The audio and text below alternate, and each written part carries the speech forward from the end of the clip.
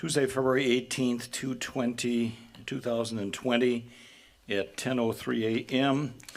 And I'm calling to order the meeting of the Joint Review Board for Tax Incremental District Number 1.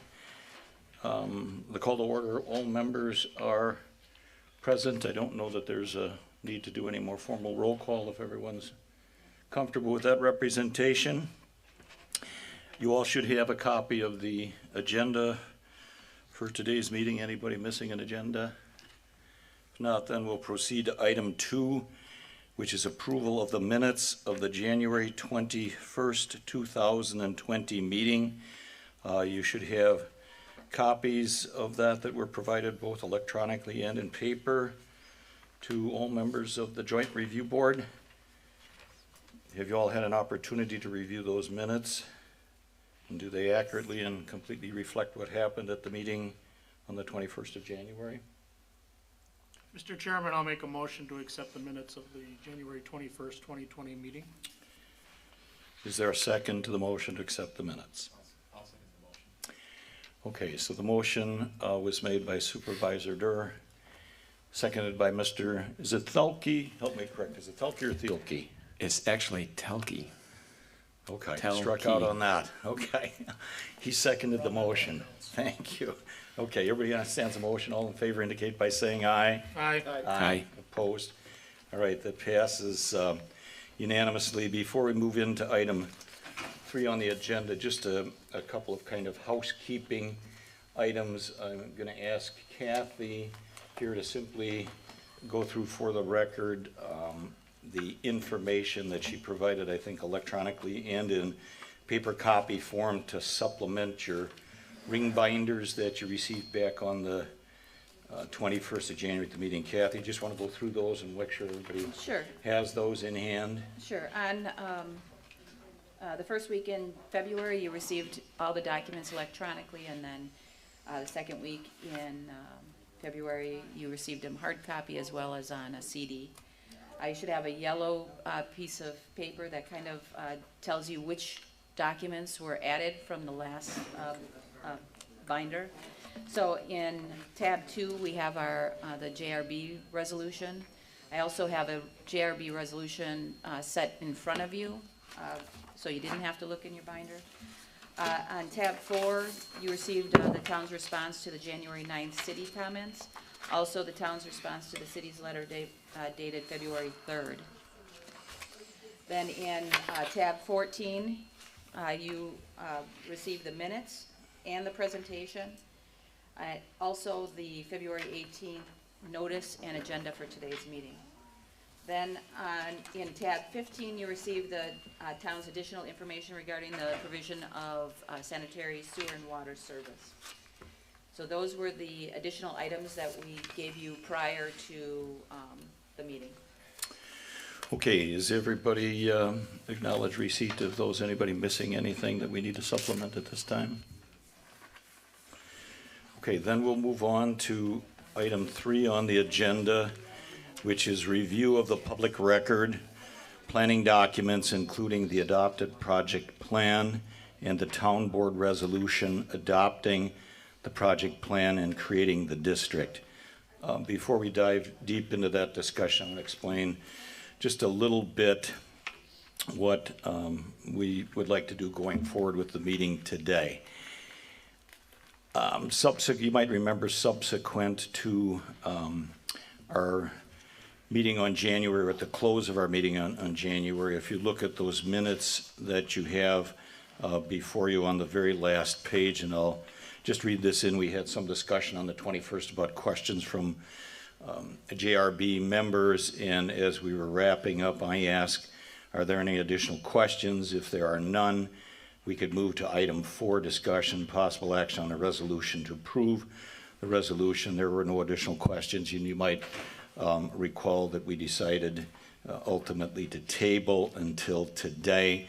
But at the end of the meetings, the minutes reflect that Dr. Gray inquired what would be the method for committee members prior to the February 10 Finance and Facilities meeting to have their questions answered My response to that was send your questions to Kathy, in reference to Kathy Nicholas, and she will send questions in response to all of the Joint Review Board. Subsequent to that meeting at the Town of Waukesha, we did not receive any questions from any of the members of the Joint Review Board. That said, we do acknowledge a letter from the City of Waukesha. I believe it was dated February 3rd from Mayor Riley, to which we responded. Stepping forward a bit, a week ago yesterday on February 10th, Christy DeMaster, who I think most of you know, who is our consultant from Trilogy, she and I attended the meeting of the Finance and Facilities Committee of the School District of Waukesha. I made just a quick citizens comment, and at that meeting, the 5 members of the Finance and Facilities Committee entered into or engaged in a discussion which lasted approximately 28 minutes, during which they discussed the TID proposal or TID resolution, and there were some questions that were posed amongst themselves during the discussion, a desire for additional information. With that understanding in mind, we at the Town of Waukesha transcribed the meeting of the Finance and Facilities Committee from February 10th, and we have imposed upon Christy at great time and effort to put together responses to some of the questions that were raised at that meeting. So she's got a verbatim transcription of that and has prepared written responses to those which she will do in the form of a presentation. So if you would, you can disseminate those documents at this point in time. We're going to kind of use that as a format or agenda to kind of work through it. Our goal in this, while those are being handed out, our goal today is to endeavor to answer every question, every concern, to leave no single stone unturned. So we'll allow that presentation to be a bit informal, if you will, meaning that anybody who would like to interject or pose a question, look for more information. The preference, I think, would be to do those as we take on those individual items rather than stack them up at the end. So we'll go at them one at a time. Okay, so that's kind of the format for going forward. Mr. Chairman, I'd like to start the discussion with with a bit of review of the transcript towards the end. On page 19, starting with line 36. And again, this is from the Waukesha School District Facilities and Finance Committee meeting from February 10th. Starting with line 36 on page 19, Mr. Monteo says, I guess a procedural question. If the JRB does vote at the next meeting and Dr. Gray is going to vote and we don't, this is not an action item. This is a discussion item. How does he get direction from this committee? Besides, I think 3 of us have spoke. I don't know how this is supposed to work. And Mr. Cuomo adds, well, this is how we've done it in the past. We've never taken a formal vote as a committee. We've always just presented our guidance, and you know it's really the JRB, our representative. He will vote the way he believes he ought to vote, but it's based upon the discussion that, and Mr. McCafferty adds, and the information he gets. Then they close the discussion of this item, and I'll jump to page 20, line 36. Mr. Como notes, you know, I'm actually encouraged, Mr. Cuomo notes, you know, I'm actually encouraging more due diligence by the JRB. So I really haven't voiced an opinion. But again, it's fluid. So I have a lot of questions right now, as you saw. So, and that's the end of his comment. Okay, thank you. Just one quick thing to hitchhike on that. If you go to page 13 of the transcript. Beginning at line 27, Mr. Como says, what I would suggest is that maybe these things are brought back to the Joint Review Board and have the Joint Review Board have this discussion. I think it could be healthy for the JRB. That's only one opinion, but and Mr. Caffrey goes on to concur and says the discussion is going to be have to be had at some time. That would probably be the best venue to do it. So just queuing up where we're going here, the town of Waukesha has considered all of that, and we agree that this is indeed the best venue to do the due diligence to bring these things back for consideration and to leave no stone unturned. So that's how we're going to embark. And Christy, we'll let you again self-introduce and take it away, please. Thank you. And as the chairman said, if anybody has a comment or a question or something that you want further clarified, please feel free to jump in at any time. With this transcript, you'll see some of the dialogue from the committee members highlighted in bold. Those are the items I'm going to be focusing on with the town's comments and responses in red. So starting on page 1, line 22, Ms. Voigt just commented that, and actually a transcript of the meeting from the Joint Review Board, seeing all the questions that Todd asked and get the answers we got, which really helps us to know the feedback that he was getting in that research mode. You've already seen, the town is just reiterating here that the questions from the last Joint Review Board all focused on the issue of sewer and water provision. I'm not going to read all of this because you've reviewed and approved the minutes. But you'll see that all of those related to sewer and water at the last meeting. There was more comments at the previous meeting. Jumping to page 2 on line 32, again, following the January 21st Joint Review Board, additional information regarding the issue of sewer and water service was provided to all Joint Review Board members. The town assumes that the Joint Review Board members have read these documents. Again, as the chairman said, no additional questions were submitted to the town by JRB or the Facilities and Finance Committee members.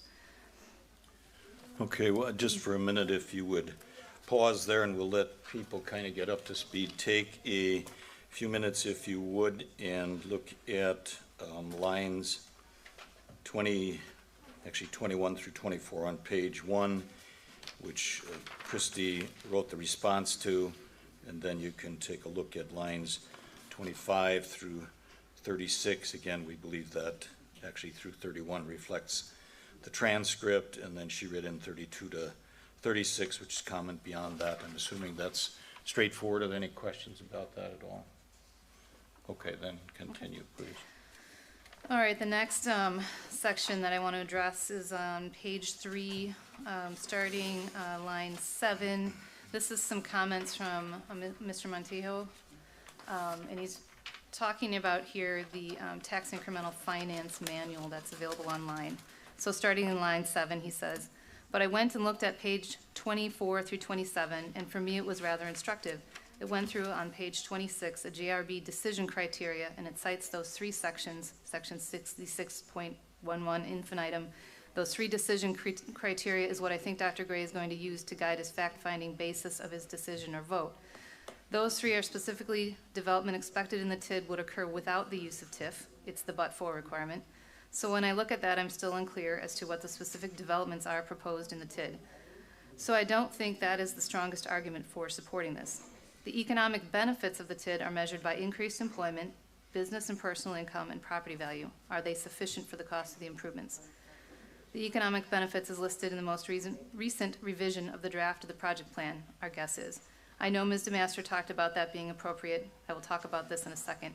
I don't think it's enough. And then I actually went to page 26. At the bottom it says questions for the JRB to consider. Again, referring back to that TIF manual. And the first one is, would the expected development occur without the use of TIF? I don't know what expected development with any particularity is being proposed.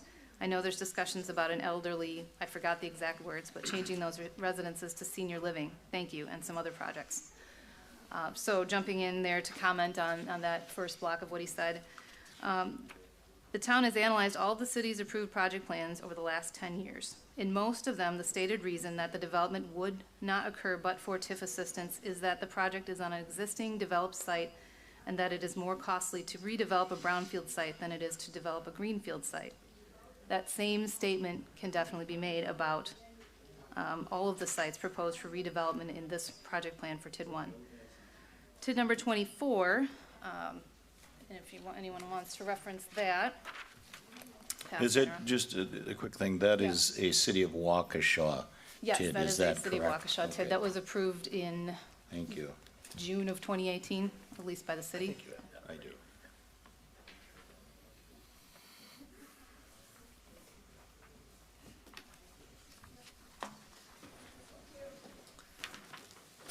So if you look at page 2 of this TID 24 plan, this one does include a slightly more detailed statement.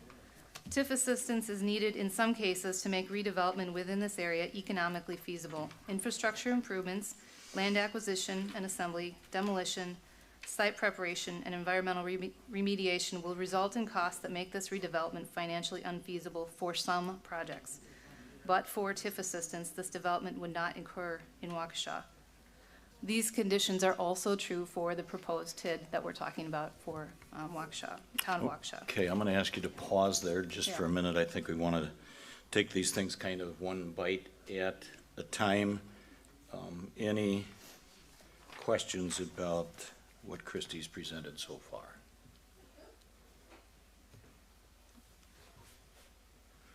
I guess I'm trying to figure out how the city stuff relates to this. I haven't really studied the city kit, at least White Rock, even though we have a building in the middle of it, but, I guess I'm struggling to see how this relates to this particular TIF number 1, in terms of, the but for. I've looked at this TIF 24 quite extensively and found it to be very similar to what we're doing in our proposed sunset TIF. Many of the questions that have come up over the last couple of months that this body has met, I think also apply to this TIF. In particular, there was a lot of discussion about the but-for test and ongoing development that's already occurred in the sunset TIF that we're proposing. And this TIF makes specific reference to the redevelopment that has gone on in this proposed TIF, which has now since been approved, in particular with Habitat for Humanity. So the analogy to me is that just because some redevelopment has started, that doesn't mean that a TIF is not appropriate to continue that effort. In addition to that, in this particular TIF, even though it's not required for any TIF that a developer be identified ahead of time, through the city's comments that were published and reading the TIF, I didn't see where any specific developer was identified prior to this TIF being approved. So the reason that I think we reference this is because there's some significant similarities between what this one was all about and also what Sunset is about. And I do get into that a little bit later in the comments on, Very good. on this.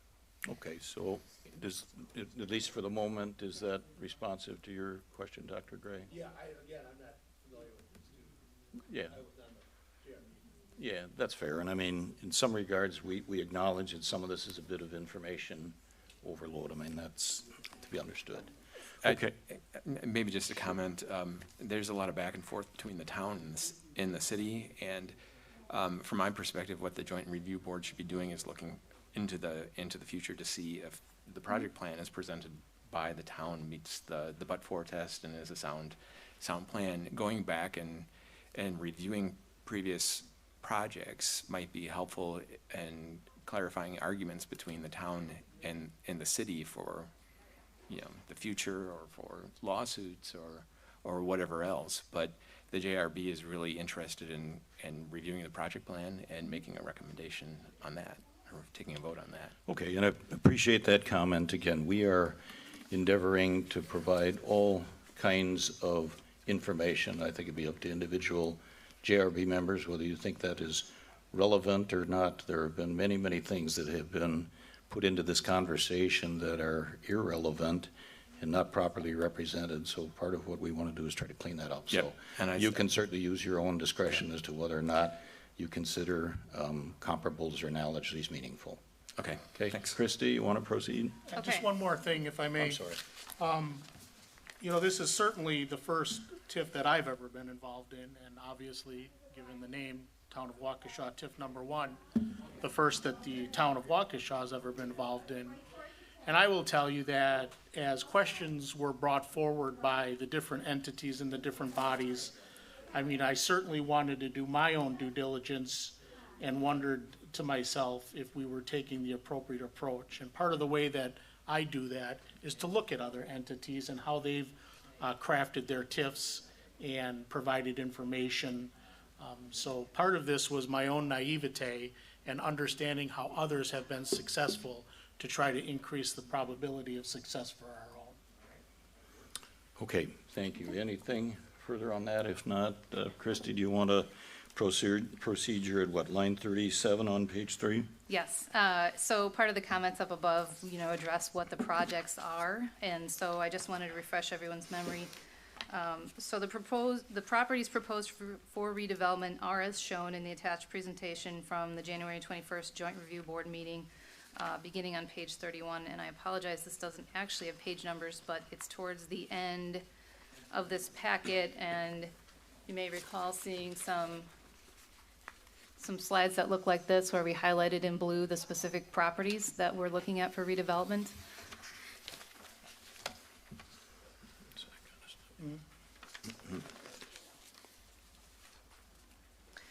So the first one there is the proposed redevelopments include expansion of the storage master facility into the 7 properties to the west along Prairie Avenue. Then on the next page of that presentation, and the next 2 pages actually, it shows redevelopment of the existing, redevelopment of 14 single-family residential properties along Sunset Drive, west of Center, to senior living apartments. And then if you flip to the next one,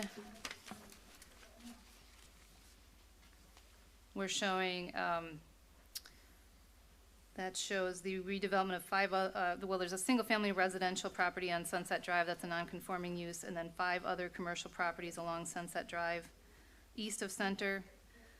And then the next page of that presentation showed the 4 properties in, along Industrial Lane. So, and just to recap again, all of these sites except for 1 small vacant parcel amongst the 7 parcels proposed for the storage master expansion have buildings on them and can't be acquired for a price that will make the redevelopment financially feasible. Many of the parcels, many of the parcels are too small to be developed for the proposed uses as a single parcel and will have to be combined with other parcels. And just also to note, the town proposed a senior housing be developed in the Sunset Drive Island area in its 2009 comprehensive plan. Over 10 years later, this still has not happened and will not without TIF assistance. Similarly, none of the other sites identified in this plan will redevelop without TIF assistance. Okay, let's pause there for a minute. Does that prompt any questions or comments from members of the Joint Review Board?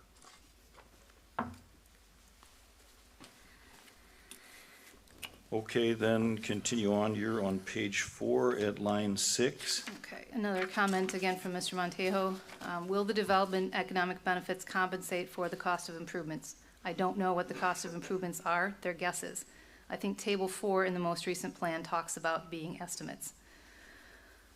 So Wisconsin Statute 66-1105-4I-1 requires the town to provide to the Joint Review Board, quote, the specific items that constitute the project costs, the total dollar amount of these project costs to be paid with tax increments, and the amount of tax increments to be generated over the life of the tax incremental district. This information has been provided to the Joint Review Board in the letter from the town chair dated January 16th, 2020, and in the project plan. As a general rule, costs are estimates until a project is finished and actual costs are known. Table 4 lists the town engineer's estimates for costs for reconstruction and widening of Industrial Lane. These are the best available figures until the project is designed and bid. Costs to improve Industrial Lane will not be financed through the TID and are considered non-project costs. The TID project costs are comprised entirely of development incentives that will be used to provide cash grants to developers or property owners. Other than the reconstruction and widening of Industrial Lane, the town will not be constructing any specific improvements. Developers and/or property owners will assemble properties, demolish buildings, complete site preparation, and construct buildings. The town will provide cash grants to assist with the high cost of redeveloping these sites. Cash grants will be provided on a pay-as-you-go basis as tax incremental revenues are received. Since the town is not directly constructing improvements to public or private property, there are not specific or detailed costs that these funds will be applied to. Okay, let's pause there for a minute. Any questions about, any questions or comments on what Christie's just read in on lines 9 through 27 on page 4?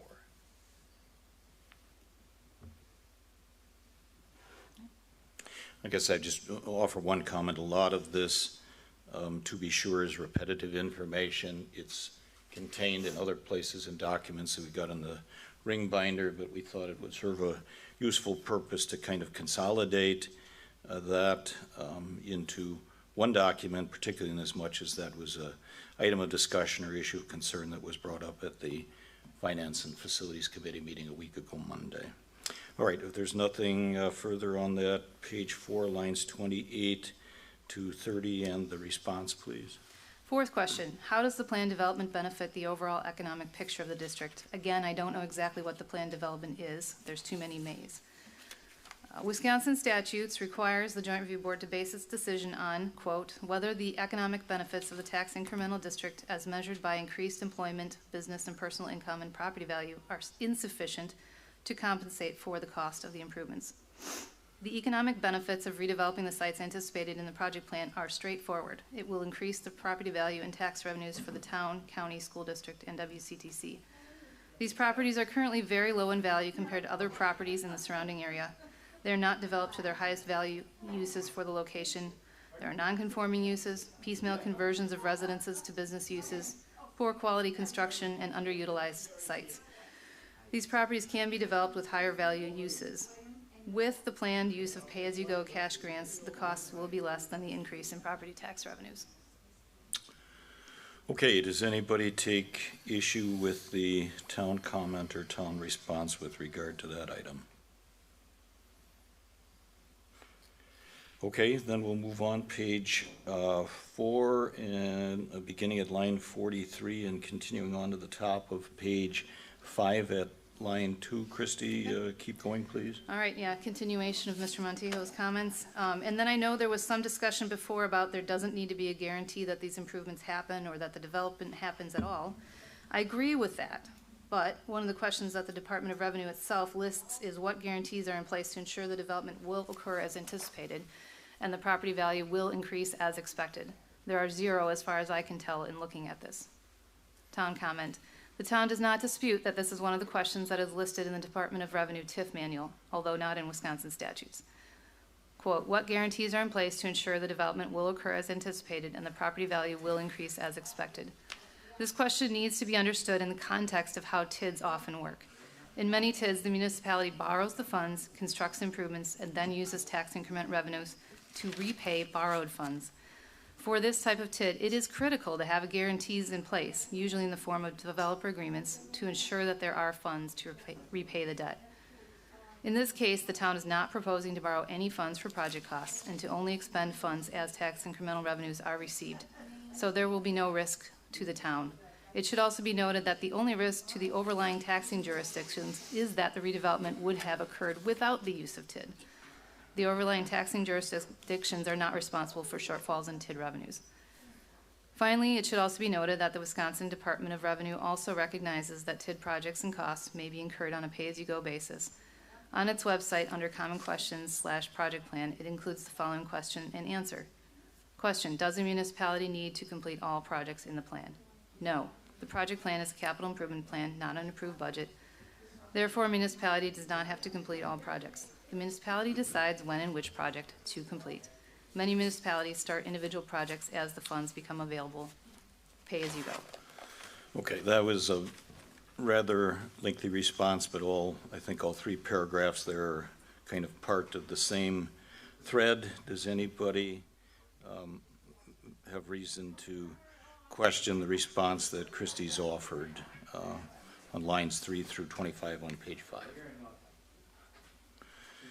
Okay, then page 5, beginning at line 27, proceed, please. Okay, look, again, some of these are a little bit repetitive, but these are the comments that were offered by the committee. So, line 27.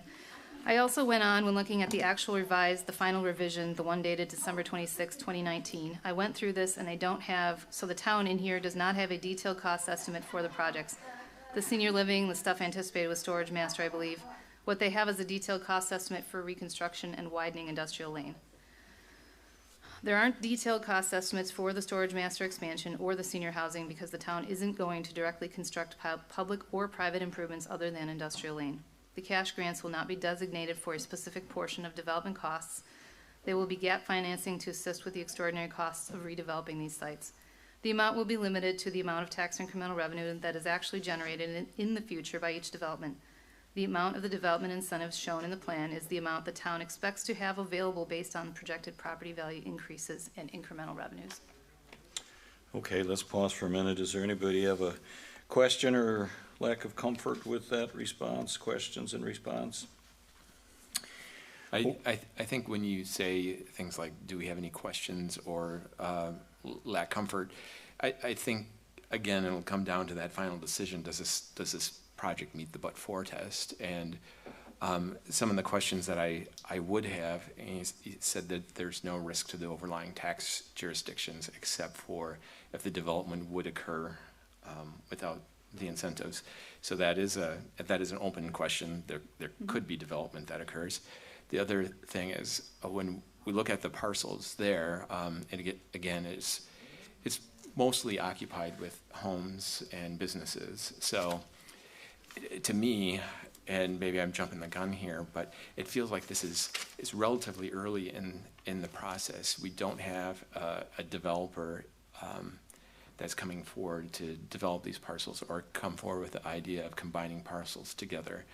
So not only would we risk the development that may naturally occur, we also lose the increment of the inflationary value on the properties as well. And the properties are increasing in value each year, or have been, correct? I haven't analyzed how much they've been increasing, probably some marginal increase, yes.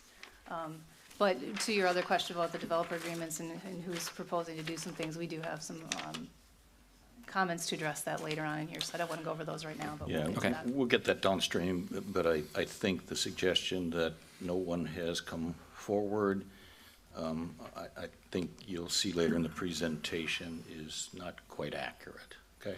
Okay. So we'll get that in due course. And we're trying to do this in a methodical way so we don't leave any stones unturned. Again, we have been commanded, and I think appropriately so, maybe commanded is too hard of a word, but we've been encouraged to do due diligence. I mean, our meeting on the 21st of January, candidly, and maybe it's because people didn't have an opportunity to go through all the information and digest it, that was a pretty thin meeting in terms of substance. So the purpose today is we do not want to leave any stone unturned. And someone may think that some of it is redundant or repetitive or irrelevant. That's certainly your prerogative to come with an individual conclusion. That's not my point. It's not irrelevant or not worth discussing. It's when do we comment, because the questions are phrased, do we have any comments about this? I'll just reserve my comments until the end of the presentation. Well, that's fine, but if you have a comment to any of these things when we get to specific things in a timely manner, I mean, feel free. If you want to reserve until the end, that's fine, but as we go through these item by item, if you have a comment at that point in time, we'd certainly welcome them. So your prerogative, okay? Got it. Okay, where were we at? Page 5, line 41? We covered all that already, so we're on page 6. Okay.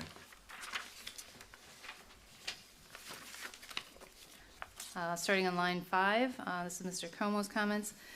Some of the TIFs that I have worked on before, one of the major differences, and Mr. Masters pointed this out, is that there's no like major cornerstone or developers that coming up with like, here's the cornerstone of this TID.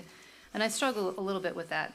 There's these pockets, and smaller projects, and that's why I think it's all projections, and actually the economic side of any TID that's put forth, or TIF that's put forth, they are all projections. But one of the things that helps us get past that is knowing that there's a serious project that could be coming forth. And I had asked, I think maybe 2 meetings ago, maybe it was the last meeting, what are some of the discussions that were occurring? It would be nice to have more details on those discussions. Again, using TID 24 in the city as an example, just wanted to, if you can pass that around. We do believe, and I just want to talk about this briefly, but this TID is similar in many ways to the city's TID number 24, the White Rock TIF, created by the city on June 19th, 2018. To quote the June 22nd, 2018 Waukesha Freeman article describing the presentation by Jennifer Andrews to the City Council, the projects could include improving streets, landscaping, utilities, stormwater management systems, and helping to pay for removing environmental hazards from some of the properties.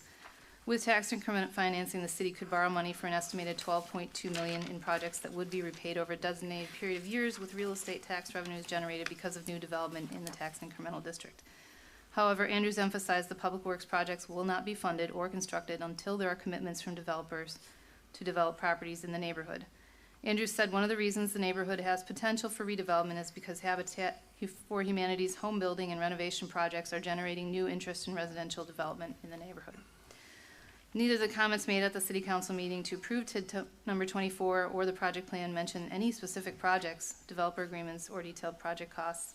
The plan includes very broad estimates of costs for infrastructure improvements and development incentives, but states very, very clearly, to quote, "The city has no intentions of borrowing money or doing any improvements in this district until developer agreements are made that guarantee increment, or it is confirmed that there will be sufficient increment or other revenues generated to repay bonds for public infrastructure, incentives, acquisitions, and other TIF-eligible expenses."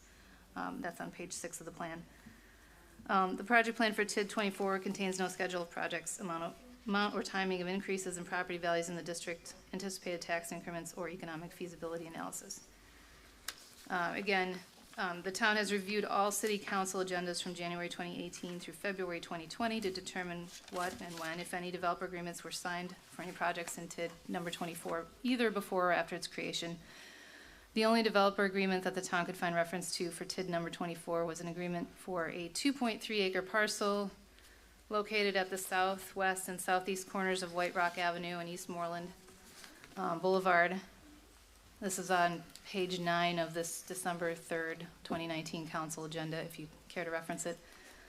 The agreement provides for development incentives on a pay-as-you-go basis after the proposed multifamily redevelopment project begins generating tax incremental revenues. So, similar to TID 24, the town's TID encompasses a large number of parcels and anticipates multiple redevelopment sites and multiple developer agreements over the life of the TID. Unlike TID 24, the town intends to provide all TIF assistance on a pay-as-you-go basis and will not borrow any funds for project costs. The town has specific developers ready to negotiate developer agreements within a short time after approval of the TID. Just to name a couple here, Storage Master has acquired one of the properties to the west of its current site. However, Storage Master has not been able, despite actively doing so, not been able to negotiate prices for the other properties that will make the project financially feasible. The town has had discussions with a local developer who has developed 8-unit senior living apartment buildings in the city of Waukesha and is interested in developing similar buildings in the TID if TIF assistance is available to acquire multiple properties and demolish existing buildings. More recently, a local realtor has been in negotiation with owners of 2 properties on Industrial Lane for redevelopment or improvement of those properties with TIF assistance. Okay, let's pause there for a minute.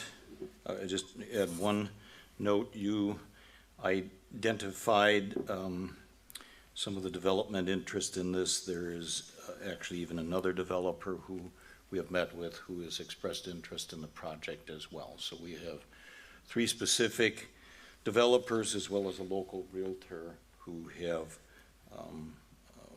had significant discussions with us about development within the TID. Questions or comments about that?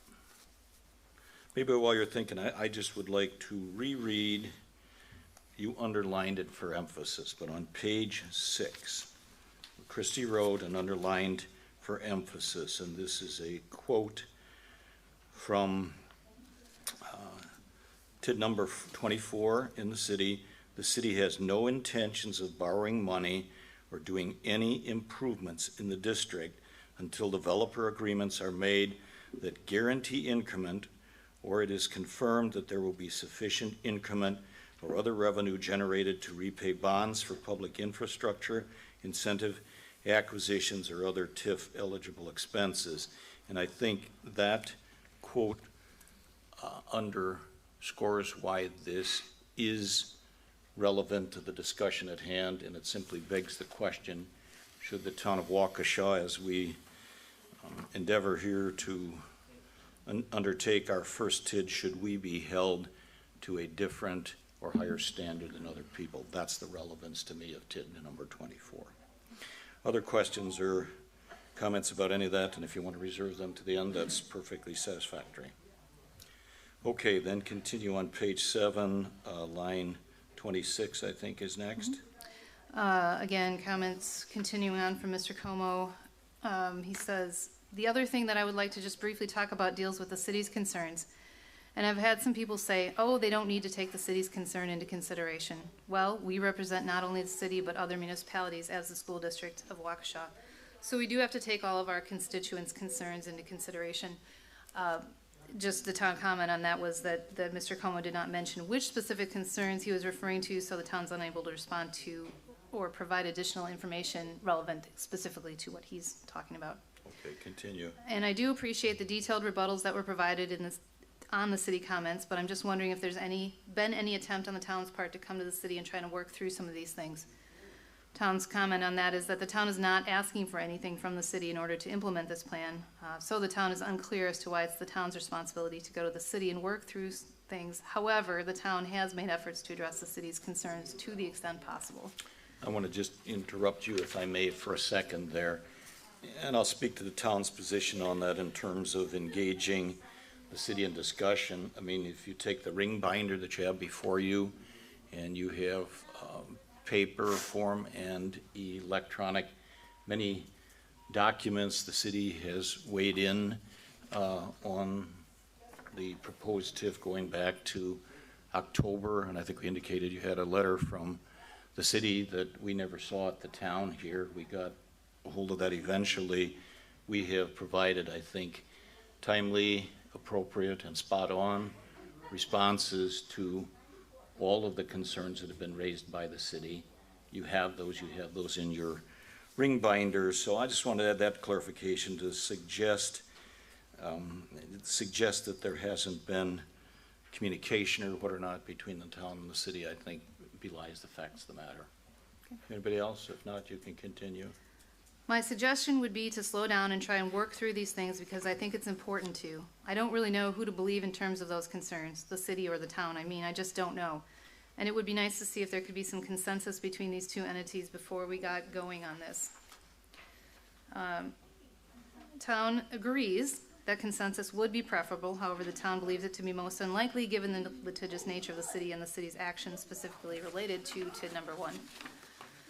The town has attempted to work through things, but there's been no indication of any interest to do so on the part of the city. The town revised the project plan in response to the city's comments. The town held public hearings on 3 occasions, including an additional public hearing requested by the city. The town asked the city community development director several times for the reasons to refuse to continue providing sanitary sewer and water service, to which she refused to provide any answer. City has indicated no interest in working with the town on these issues, quite the opposite in fact. The city provided its letter from the mayor and its second round of comments from the community development director to all other joint review board members except for the town. The city has only discussed its issues with the town at 2 city council meetings. At its October 15th, 2019 meeting, after the town's October 10th public hearing on the project plan, the city council held a closed session to confer with legal counsel regarding likely potential litigation concerning the town of Waukesha's proposed incorporation as a village. Copies of that if anyone wants to reference that. Then on October 21st, 2019, the mayor sent a letter with objections to the TID to other members of the Joint Review Board, but not the town.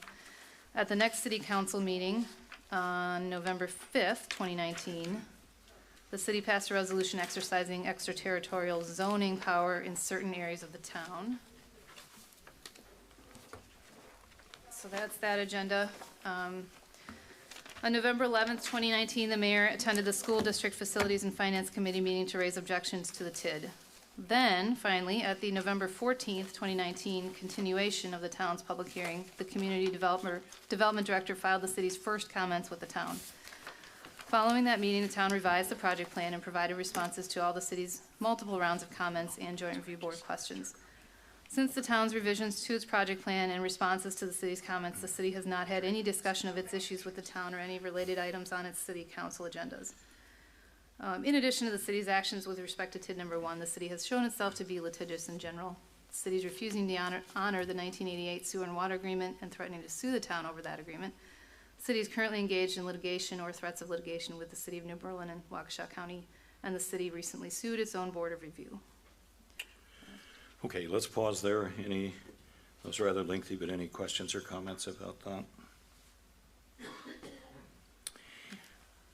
Just add one while you're thinking through it, and back to where that began at line 40 on page 7, Mr. Como suggested to slow down.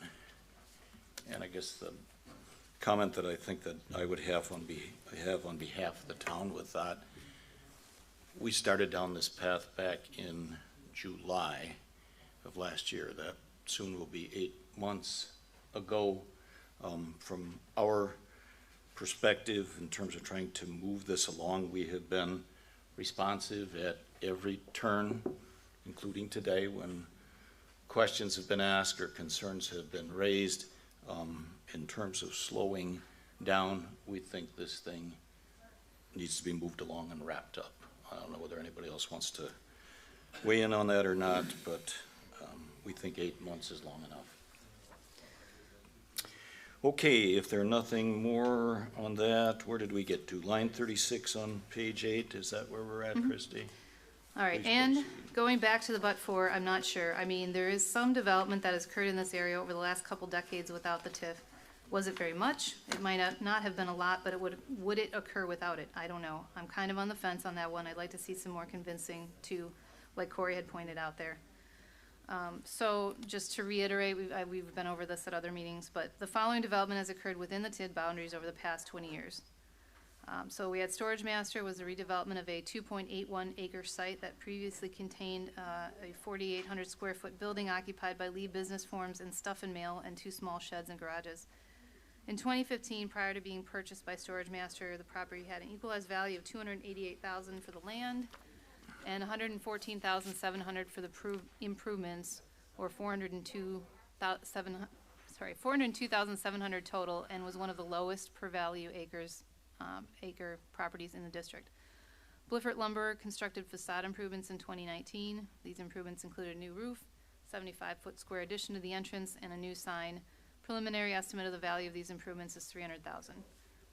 And then you had Abra Auto sometime between 2000 and 2005 on a vacant parcel, and Midwest Plumbing in 2011 on a vacant parcel. Other properties that have been developed in the corridor outside the district in the last 20 years were also on vacant parcels or had TIF assistance. No additional sites similar to any of the above exist within TID boundaries. Okay, let's pause there for a minute. Any questions or comments on that?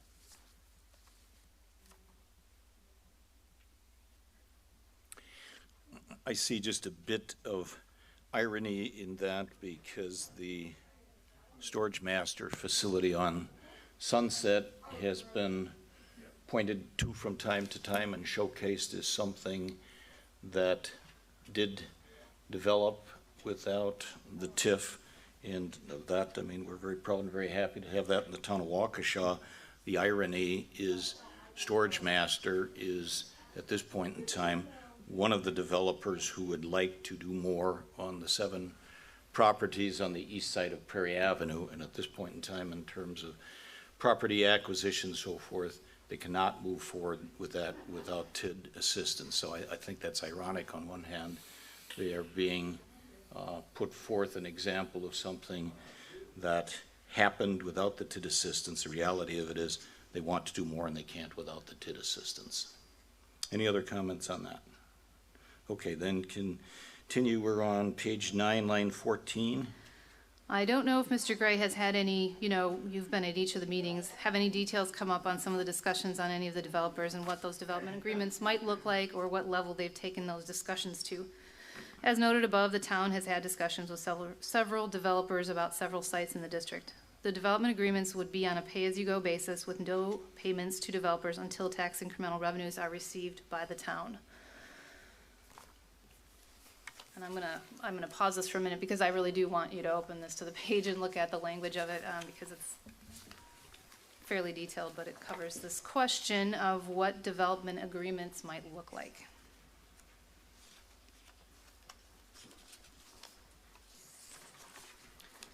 So I'm going to be referencing pages 6 and 7 of this.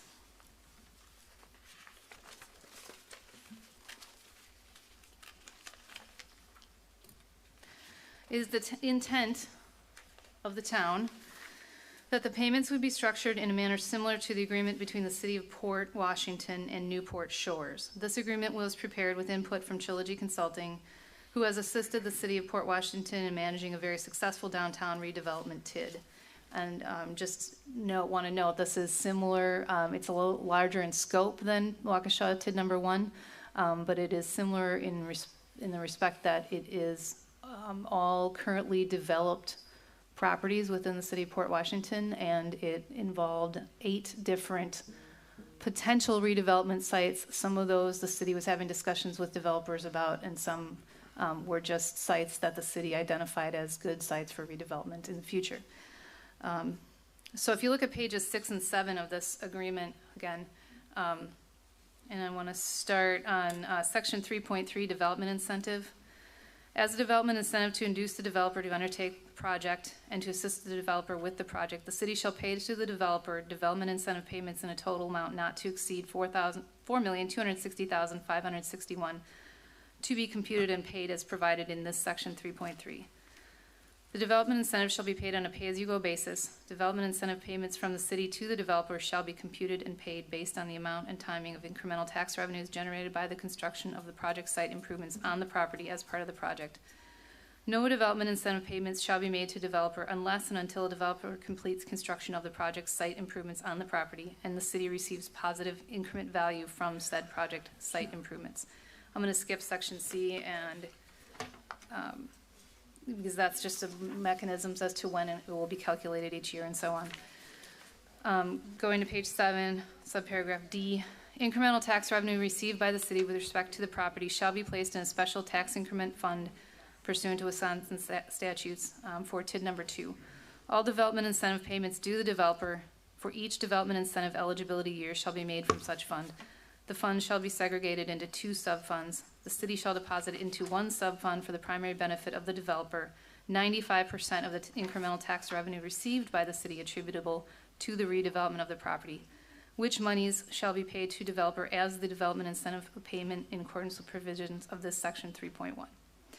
City shall deposit into the second sub-fund the balance, i.e. 5% of the incremental tax revenue attributable to the redevelopment of the property, which monies shall be paid to and used by the city to pay project costs under section 5.16 of this agreement. So the amount was established based on, going back to the transcript on line 30, the amount was established based on the amount of gap financing required by the developer and the amount of tax incremental revenues expected to be generated by the project. Similar to TID number 1, Port Washington's TID involves multiple projects throughout the TID with multiple developers, with projects occurring at different times. Each project has a separate pay-as-you-go development agreement. Since the TID was created in 2010, 3 of the 8 potential redevelopment sites have been redeveloped, more than doubling the property value of the existing developed downtown area from a base value of $14,787,800 to a January 2019 value of $29,965,200. Okay, any questions about that? I mean, is this something, you have development agreements for this? Yeah, we don't have them drafted for the particular developers for this TID yet. This is just to give you a template of a very concrete and specific idea of what the town is talking about here for these development agreements. And also just, to let you know, I've had very good experience using this type of agreement. This is just the latest one that I was working on with the city, but. I'm just confused how this Well, questions that my sure. board members raised. Sure, and I mean, there are reasons that the town does not have developer agreements yet, and we're gonna talk about that in a little bit too, but the fact that the town has not assured of TID financing yet, because it has not obtained the approval from the JRB, that there's not, time and money being spent on developing those developer agreements yet.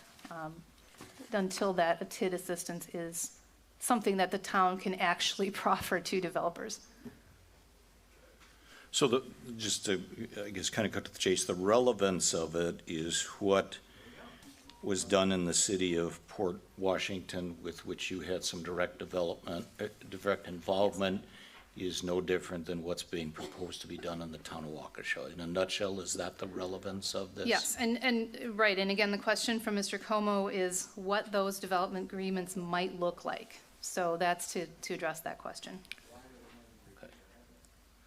This, All right. this might not be completely relevant, but on the developer agreement for Port Washington, was this developer known before or after the TIF district was created? Well, it was not known when the TIF district was created. The TIF district was created in 2010, and it was later amended to include more funds for development incentives, because what the city found was that spending money on public improvements wasn't enough to, encourage developers to actually redevelop their sites. So they did add more funding for development incentives. And I want to say that was in 2016. And then in the, 4 years since then, they had one initial development project that went through in 2012 or so, right after the TID was created. And then within the last 4 years, since they amended it to include more development incentives, they've had 2 more projects that have moved forward. Okay, page 9, then line 41, and it looks like the response to that is lengthy. You can proceed with that and Sure. pause wherever you think it's Okay. appropriate. Well, and this one gets to the heart of, I think, the major issues from the last meeting, so I did want to spend some time on that. Line 41. Yeah, at this point, I haven't seen any development agreements, but I mean, there have been discussions about what they would like to see or what could potentially be proposed there. I did, and I think some of the things that you've discussed, Mr. Como, are very good. I did talk to the town of Vernon, the clerk there, because they recently went through a similar type of TIF district, but obviously they're connected to the city of Mukwonago, and she said, well, that their TIF was a little bit different in that what they were doing, plus they also had some border agreements in place between the city of Mukwonago and the town of Vernon and some of the other municipalities here. And, I don't know if it's doable or if that's appropriate, but I think it would answer a lot of questions, and I think it would, right now, we're in the tough spot of trying to figure out which of our constituents we want to upset, I guess, if you want to call it that way. That's a tough situation to be in. So I don't know if there's any possibility for that kind of work, or at least an opportunity for maybe myself to meet with the town and city folks and see where the issues are. So again, just addressing what we know of the issues and our thoughts on those. The town and the Joint Review Board, I believe, maybe I'm speaking out of turn here, but we know, the town at least knows what the city's issues are, to the extent that the city has been willing to explain their issues. The town has been responding to those issues and has been talking to the city. The town has asked the city multiple times for the reasons why it is refusing to continue providing sanitary sewer and water service where sanitary and sewer and water service have been extended and paid for by the town under an agreement that has not expired. The city has provided no answer to that question. Regardless of whether the city has a reason for making its statements, Wisconsin case law has long established 2 basic principles that support the town's statements, namely that, number 1, the district is already served with sanitary sewer and water, and number 2, the city is obligated to serve both existing and new connections within its service area. The criteria established by case law to determine whether an area is served and a utility has an obligation to serve include one or more of the following. There is or was a contract to serve an area. Water or sanitary sewer mains have been extended to the area, or the public utility has by past practice provided water or sanitary sewer service to the area. In the case of TID number 1, all 3 of these criteria are met. And then this, I want to pass around, this is a particular case that established this way back in 1942 and 1954. and has been quoted by other case law since then.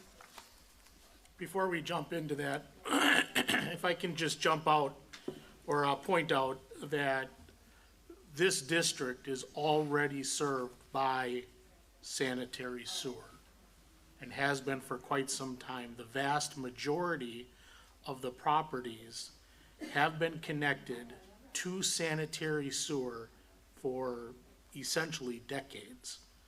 So to meet the requirement of the TIF, that it either already is or will be in the future served by sanitary sewer, we meet that requirement, is that correct? Yes. And short of a backhoe showing up tomorrow, which I suppose isn't totally out of the question, to disconnect those laterals, we have Yep. sewer in the district. Is that correct? Yes. Thank you. So this Milwaukee case I've handed out addresses both that issue of what it means to have service held out in their, 1954 language or extended, and also to the issue of the utility's obligation to serve. So this is City of Milwaukee versus Public Service Commission. I apologize, I misquoted the date there. That should be 1954. This confirms the principle that public utility service has been extended to an area when there is a contract to serve an area, water or sewer service mains are extended to an area, or a public utility provides water and sewer service in an area, and that where service has been extended, a public utility has the obligation to provide service, not just to new connections, but also to new connections with but also to new connections within its service area. Just for background, the City of Milwaukee was refusing to provide service to the General Motors property in the City of Glendale on the grounds that it had contracts to provide service to surrounding properties, but not to the General Motors property. Public Service Commission ruled that Milwaukee was obligated to serve General Motors, and Milwaukee appealed that decision. The court affirmed the Public Service Commission's order. Particularly relevant portions of the court's decision include the following. So on page 1, kind of down in the middle there, that larger paragraph, it says, every public utility has the obligation within the scope of its undertaking to furnish its service to all who reasonably require it. Later on in that same paragraph, it says, in the case of a municipal utility, that jurisdiction is not limited to the boundaries of the municipality, but extends to all areas where the utility has undertaken to serve. On pages 2 and 3, let's see. The court found that by providing service to specific properties adjacent to General Motors, the city was holding out or extending service to the entire area, not just the properties that were already served under prior contracts with the city. The relevant portions read as follows. So if you look at the bottom of page 2 and then going on to the top of page 3, the appellant argues that all the industries it serves in the City of Glendale, such as Continental Can and Godfrey, receive water service by specific agreements covering specific areas, that its profession of service is limited to those specific areas, and that it has never served or professed to serve any area which included the General Motors property. This is a specious argument attempting to give the word area a meaning entirely different from that intended by the Commission in its finding that General Motors premises are included in the area in which the appellant has held itself out to serve. That there are contracts for water service between the utility and these various industries does not give the fact of such service any less weight as evidence of its holding out. In any case, where the utility supplies water to a consumer, there is at least an implied contract covering such service. And then on the middle of page 3, right in the middle, the evidence shows that the city as a water utility voluntarily and by order of the Public Service Commission has undertaken to serve the public with water in an area in Glendale which completely surrounds the General Motors building.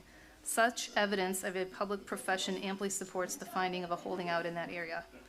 And then finally on the bottom of page 3, in our opinion, the Commission had jurisdiction to order service applied for.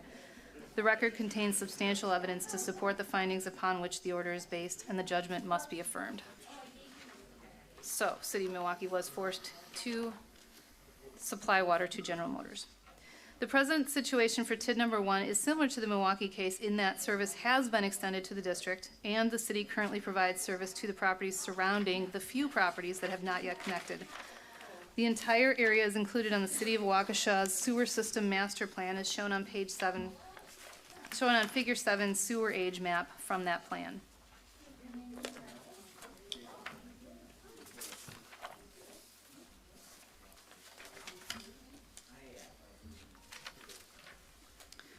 This situation is different from the Milwaukee case in that the town has a contract with the city of Waukesha that covers all of the properties in the district. The Joint Review Board has been provided with a copy of that agreement. We assume that everyone has had a chance to read it. Under this agreement, Waukesha agreed to provide water and sanitary sewer service to the properties in the district without limitation as to the amount of water or sewage flow, use of the properties, a time limit to connect to the system, or an expiration date of the agreement. In that respect, the town of Waukesha and property owners in the district have a much stronger claim to service from the city as compared to General Motors from Milwaukee. All right. Can I just interrupt you for Yeah. one quick minute? You made the statement in there on page 11 at lines 39 and 40 regarding the agreement that the town assumes that all members have had ample opportunity to read the 1988 agreement between the town and the city of Waukesha. That is, I know, been electronically transmitted. It's under tab 15 of your ring binders that you got on the 21st of January. Has everyone on the Joint Review Board read that agreement? I have. I have. Okay, all right, so everybody's done that. All right. Okay, carry on from there, thank you. Okay.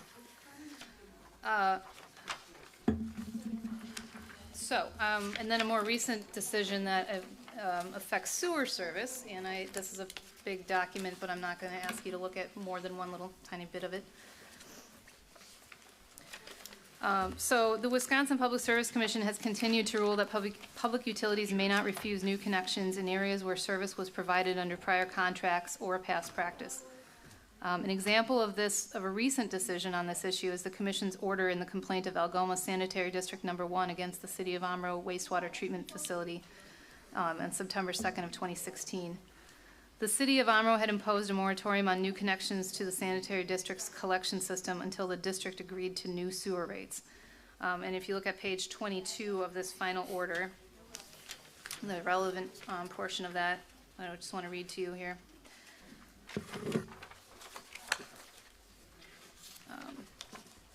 So in that middle paragraph, the long one, the last two sentences there, the commission finds that it is unreasonable for the city to place a moratorium on new connections to the district's sewer mains located outside the buffer zone area and where service was provided under prior agreement and past practice.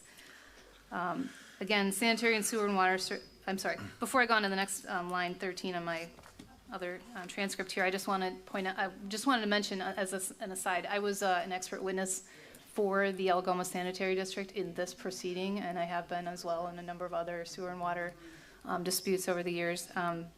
And just want to clarify too, in this case with Algoma Sanitary District, they weren't asking for connections to specific properties, as is the case here. They were just asking for continued new connections anywhere within the general service area that the city had previously agreed to.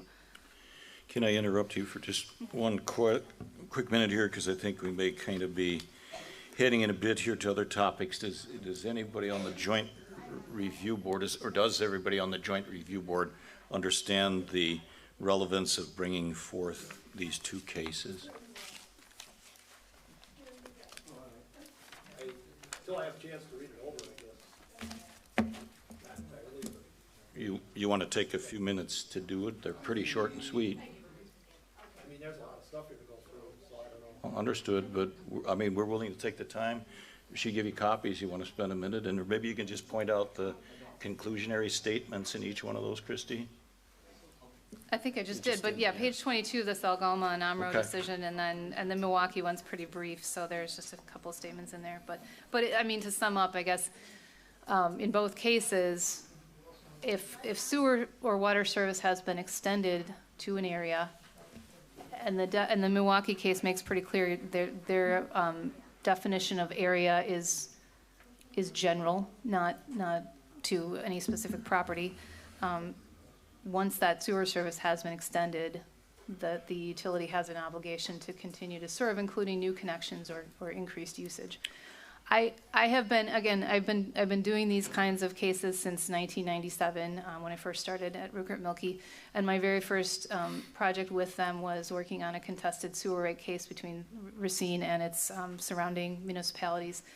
And they did issue a moratorium for new connections in that case, but only because their facility plan, or their wastewater treatment plant was at full capacity and they could not accept any more waste, which is not the case here, so. Okay. And other than that, this Algoma decision is the only one in the last 15 or so years that's even raised this issue, but again, definitively decided in favor of saying, no, the utility cannot refuse to extend new connections where the service has already been provided. Maybe, I'm sorry, go ahead. So kind of to circle back where we started before we jumped into what the city may or may not have to do, in regard to TIF approval, the fact that sewer currently exists in the proposed TIF district meets the legal and statutory requirement that the TIF is served by sewer. Absolutely. Is that correct? Absolutely, yes. So this is all additional information and very important to know. But the reality is the requirement to provide sewer already exists. Yes, and I mean, I think it's fairly obvious that if the mains are in the ground and the laterals are there, which they are in this case, the area is served. But I just want to make sure that there was absolutely no doubt in anyone's mind that even those properties that aren't connected are served by sewer and water. Because the whole district is. Most properties in the district are connected, Correct. more than 80%. I think we counted 47 properties in the district, and all but 8 of them are connected currently. Maybe just a little bit foretelling here. I believe Attorney Macy is going to address this issue after we're finished with Christie's part of the presentation. I think he will help to crystallize this for everyone. Certainly you can take and peruse through those things as the meeting goes on here, but he will basically address this issue once again, so we're not finished with it. Continue. Okay, jumping down to line 23 then. The second issue raised by the city is extraterritorial zoning. The town changed the project plan to address the city's concerns regarding change of zoning for the residential properties on Sunset Drive and use of TIF funds for the widening of Industrial Lane. The decision of Town of Grand Chute versus City of Appleton is very clear. That if there is existing zoning only, the existing zoning is frozen. We've covered this before. I'm not going to read this again, but just so you have a copy of that decision. And that the relevant language is on the middle of page 2 and also the bottom of page 3. The town has existing zoning for all the properties, so only the zoning is frozen. The town does not need to rezone any of the property in the district in order to implement the project plan. So the city's assertion of extraterritorial zoning is not an issue that needs to be resolved. And we had provided some additional information in response to the mayor's letter of February 3rd, and that included quite extensive information about the allowable uses under the current zoning. So it's a very, very broad range of uses. The town will need a conditional use permit for the senior housing if that project, from the city that is, if the project moves forward before 2023 as shown in the plan. However, Wisconsin statute 62.237 DE require the city to grant a conditional use permit if it meets the requirements and conditions specified in the zoning ordinance.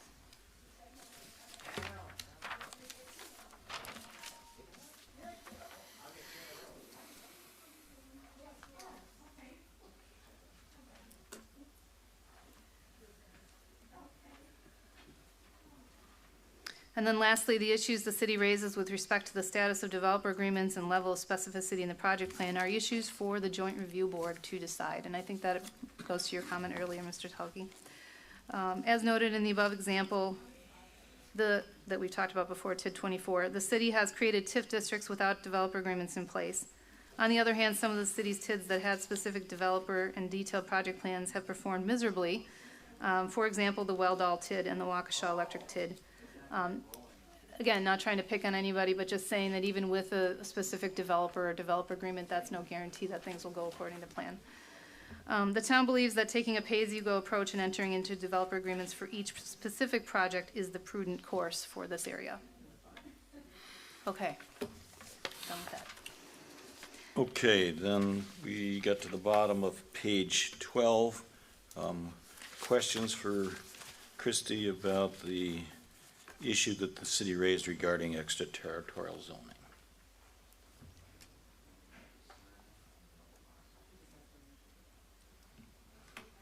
Okay, hearing none, then we'll move on to the top of page 13, line 2. Proceed, please. All right, regardless of all the other things here, like I said, I think it really puts the district and myself in a tough spot because we are in between conflict between two of our primary constituents. So I'd like to have something that gets resolved to everyone's favor when it comes time to vote on it. And the town appreciates the difficulty of this decision, but respectfully submits that it is the responsibility of the Joint Review Board to follow the law and not please all of its constituents. Why don't you just keep going? All right, line 11. Okay, going back to the comments from Mr. Como. I know if I was a developer and I saw this kind of conversation going on, I'd be putting up a big question mark, like, do I even want to try and pursue this? They probably wouldn't put any skin in the game until they had to answer for sure anyway. So I would think that it would be more attractive if some of these, the TIF would be more attractive if some of these things were kind of determined ahead of time and put to rest ahead of time. And this is exactly the town's dilemma with this TIF district. The problem with getting developer agreements drafted and signed is that it's uncertain whether the town will be able to get this TID approved. And no one is prepared to do any projects without TIF assistance. There's definitely interest, but no one wants to spend lots of time or money getting properties under contract or developing detailed plans until this is approved. Does anybody want to pursue that any further? I have one comment related to that. The response doesn't exactly line up with, I think the gentleman's name is Joe's comment. He mentions the discomfort a developer, well, maybe I'm reading into it. So I'm going to just speak for myself because I don't want to read into Joe's comment. But I kind of could identify with where he was going. Have you, or what is the town's response to whether there has been any difficulty or might there be difficulty with getting developer agreements, having developers interested in providing development when there is this stalemate, I will call it, those are just my words only, between the city and the town on this topic of providing water and sewer. I appreciate the case law and the past precedents and all precedents, but I do see the two taking two different stances and nobody's moving. And would that, or have you experienced, or what's your response to any developer thoughts on that stalemate? Does that make sense? Yeah, no, that makes sense. And that may be the intention of that question or that comment also. And I think don't know. I was trying to attempt to answer that issue kind of in the previous Yeah. question, so I didn't want to reiterate that. But to put it quite frankly, I think the city's assertion that they won't provide sewer and water service is silly. And that it has no legs to stand on whatsoever. That being said, though, we talked about Storage Master, and that's one that we anticipate would go forward fairly quickly with all this. And they will not be requiring water or sewer service for their expansion, so that's not a concern there. As we said, most of these properties are already connected,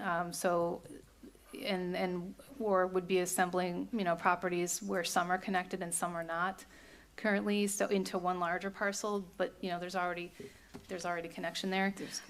But I don't think this would be a difficult issue to resolve, and that has not come up as a concern with the developers' discussions. It's more just a question of, do you even have TIF assistance to offer at this point? So. Can I follow up on, so 40, there are a very small number of parcels that do not have mains going through, or all do the not parcels have laterals? mains. They All the parcels have mains. laterals to the property line.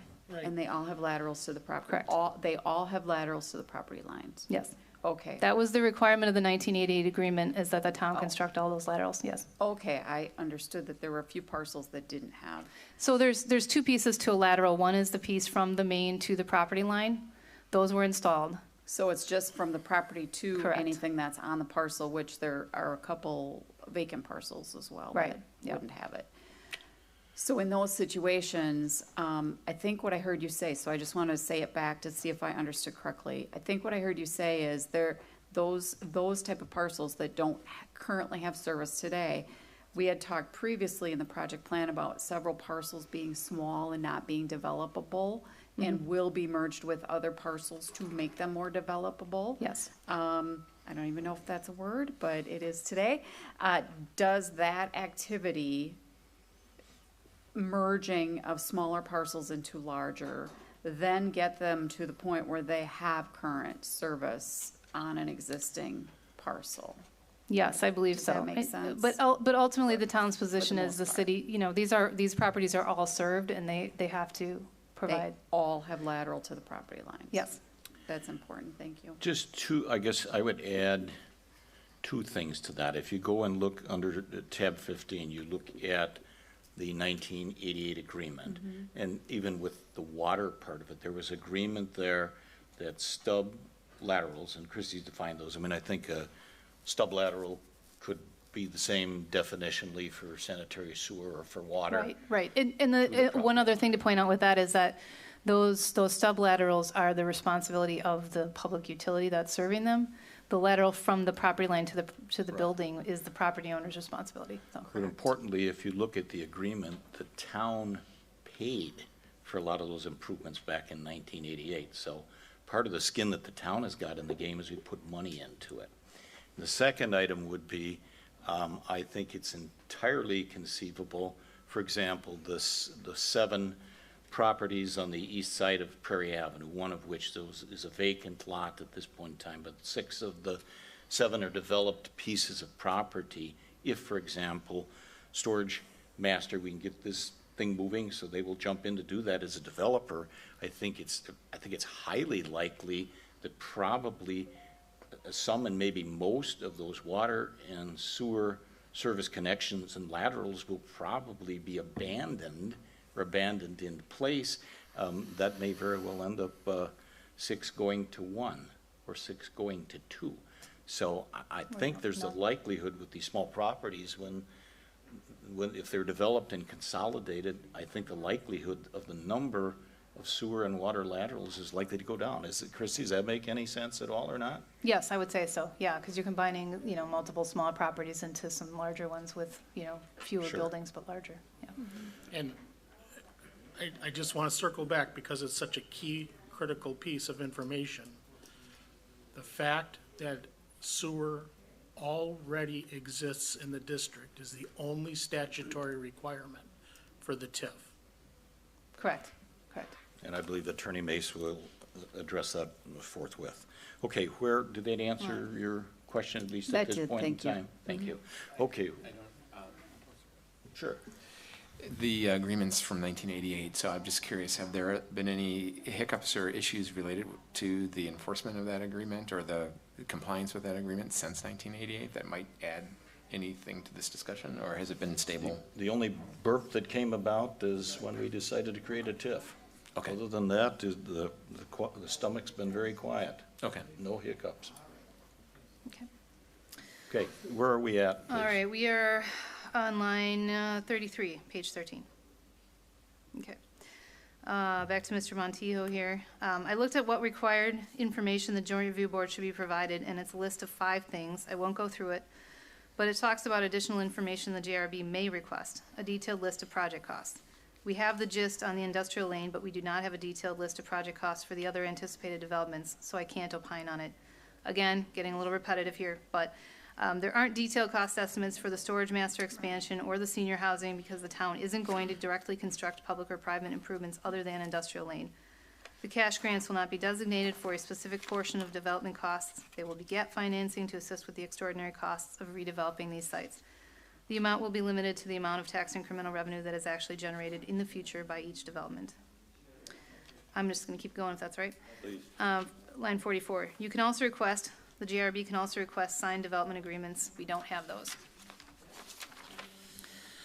Town comment, it's typical for developers' agreements to be written and signed after a TID is approved, not before. And certainly that is the experience with the city. The town already noted TID number 24 in the city as an example, TID number 26, created in September of 2019, is another example of this. The project plan mentions one specific potential redevelopment project, but no developer agreements have been signed yet, based on a review of the city council's agendas from January 2018 through February of 2020. The TID number 1 project cost consists of cash grants to developers, so the town cannot, by law, provide these incentives without entering into developer agreements. So developer agreements will be signed for each project. As noted above, it will be difficult, if not impossible, for the town to get developer agreements without certainty that a TID is or will be approved. Questions or comments about that? Okay, continue. All right, they can also request economic feasibility study. I think page 30, 27 or so has the town's proposed economic feasibility study. I don't know if that's exactly what they're talking about there, because I don't know if I'd rely on the applicant to do their own economic feasibility study. And I read it, and it basically says it'll work because we say it will work. Not to insult their plan, but that's how I read it.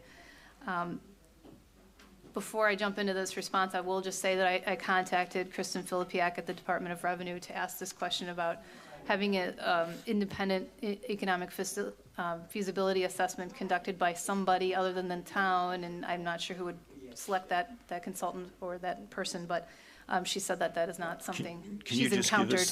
give us that name and spell Kristen it, please, for the Filipiak. record? Kristin. I think it's Filipiak. Thank you. Okay. So the TIF manual on page 25, reading from line 18 here.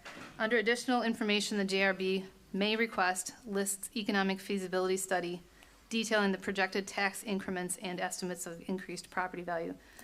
The TIF manual and Wisconsin statute 66-1105 do not specify that the JRB may require an economic feasibility study prepared by a third party other than the applicant or a consultant hired by the applicant. The town is unclear as to who would prepare such an economic feasibility study or who would select a person or firm to prepare such a study, if not the town. All right, and then I want to talk about the project plan because it does contain the economic feasibility study. The project plan includes the information described above. To review, the estimates of increased property values are shown in Table 2 of the project plan, page 9. The projected tax increments are shown in Table 5 on page 14 of the project plan. The estimates of increased property values were based on assessed and equalized values for similar development in the area. Table 2 from the project plan is shown below with the added information of the projected equalized value per acre after redevelopment. So that's flipping to page 15, the top of that page there. This is simply the table from the project plan. I've added one column on the end there that says value per acre, and that is the value per acre post redevelopment. Table 1 is shown below with the added information of existing equalized property value per acre. The properties proposed for redevelopment are shaded by land use category. So that is shown on the next page of this document that we're looking at, page 16. Properties expected to be redeveloped as senior housing are shaded in yellow, which corresponds to their color on the zoning map, residential. Properties expected to be redeveloped in commercial uses consistent with the town's B3 zoning are shaded in pink, again, corresponding with their red color on the zoning map. And properties expected to be redeveloped in manufacturing or commercial uses consistent with the town's I1 zoning are shaded in purple. The projected value for the expansion of Storage Master is based on full build-out of the 7 adjacent properties with similar facilities as are on the existing Storage Master site. The post-redevelopment value is the same value per acre as the existing Storage Master site, $748,000 per acre, as can be seen by comparing tables 1 and 2. The existing property value is the total of the 7 parcels, which are the first 7 listed under zoned for commercial on table 1, which are mainly currently used as residential, and 1 is commercial. The projected values for the senior housing were based on values per unit for similar projects by the developer that the town is in discussions with regarding development of senior housing. The existing property value is the total of the 14 properties listed under zoned residential on table 1. So for senior housing, we're looking at total projected projected value after development of $6.24 million. That $2.6 million is those existing property values from those 14 properties. The projected value for other commercial redevelopment on Sunset, which are the other properties shaded in pink on table 1, is $1.1 million per acre, based on the equalized value of the 4 highest value per acre commercial properties in the district. The existing property value is the total of all the other properties shaded in pink on table 1. The projected value for the industrial redevelopment on Industrial Lane was based, property shaded in purple on table 1, was based on the value of improvements for Midwest Plumbing property, the most recently developed property in this area. The existing property value is the total of properties shaded in purple on table 1. So, you know, to sum up, going based on what existing property values are in this area, based on similar uses, may not be exactly the same, but similar. Moving down to page 16, line 6, under that table 1, the projected tax increments shown in table 5 on page 14 of the project plan are simply the projected increases in property values times the town's current equalized tax rate. Projected increases in property value and tax increment are reasonable because they are based on actual equalized values of existing development in the area and current town tax rates. If anything, the projections are conservative. We did not use the highest property values in the area. We used some of the higher ones, but there are higher value properties outside of the district that have been developed more recently. We did not use those. We used what was in the district. In addition, the town wants to emphasize that no developer incentives will be paid until and unless there are improvements to property in the district that are generating tax incremental revenue. The town's approach to this TID ensures that it is economically feasible. Okay, thanks. That was a mouthful. Questions or comments about the economics? While you're thinking through that, I probably should ask, does anybody want to take a pause for a comfort stop at this time? I mean, we've been going an hour and a half. We could certainly do that. Don't feel embarrassed to raise your hand or whatever. We're getting close to the end of this. I understand we are. So- But I am fine. I thought I'd ask anyway. I do want to note, I do have to send a text message forward. I'm going to probably be late for my next meeting, which I'm fine with, and I'm going to stay and do this. Okay. But I'm going to quickly text, and I just want everybody to understand it's not personal. All right. Why don't- I already sent one, so this will be my second, just to let them know. But I appreciate just a moment Second with for the that. last one, right? for the Right, day? that's my I plan, understand. yes. Why don't we take just about a 3-minute break if anybody wants to take a quick comfort stop, and then we'll motor on.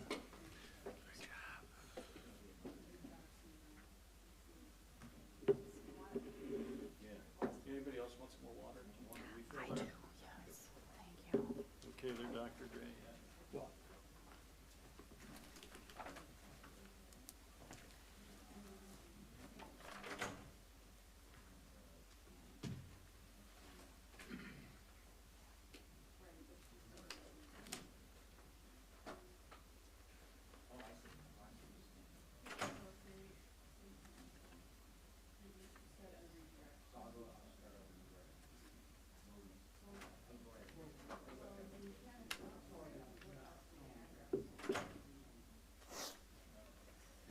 Thank you very much.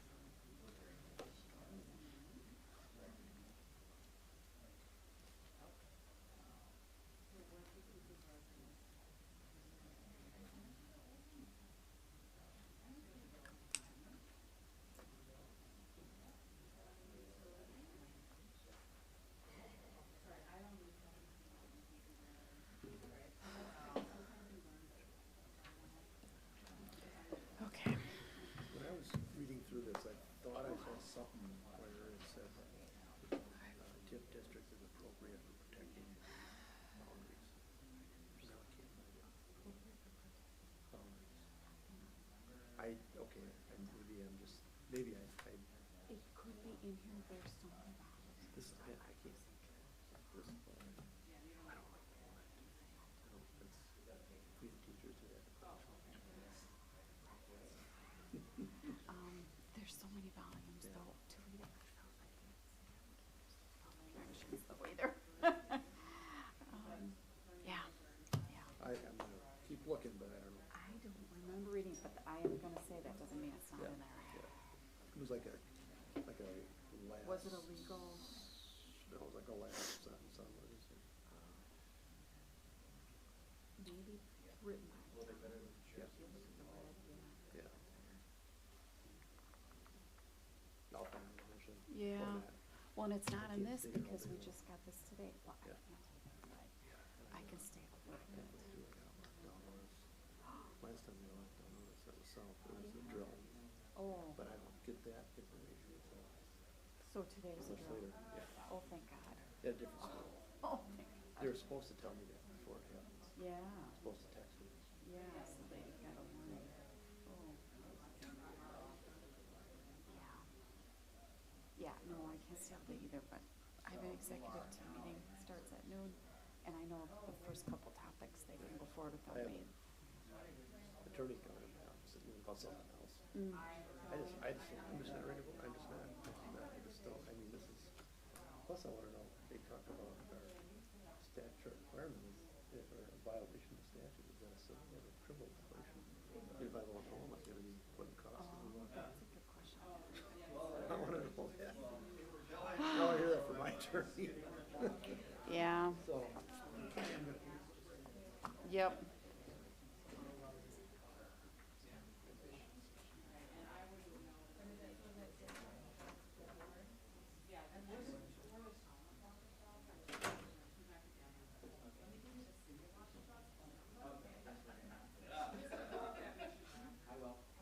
Actually, I'm still on the finance committee, so I knew a lot of that. Knew of the job sharing and switching from the job sharing and the increase in pay, and we actually have. Just didn't know the who. I didn't know who. Put the who together. I miss that. I can't. They actually have term limits. I term limit myself.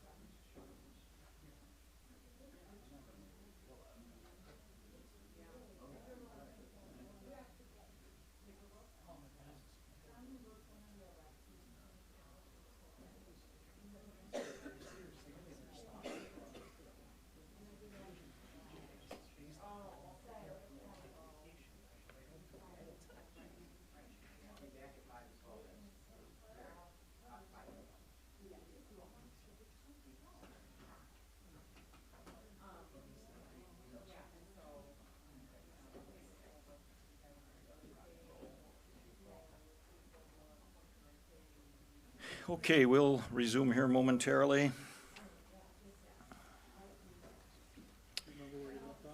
Yep, I think she's on page 17. Okay, we'll resume. We're on page 17 out of 20. Try to see how quickly we can get through this. I think, are we at line 5 on page 17? Okay, proceed.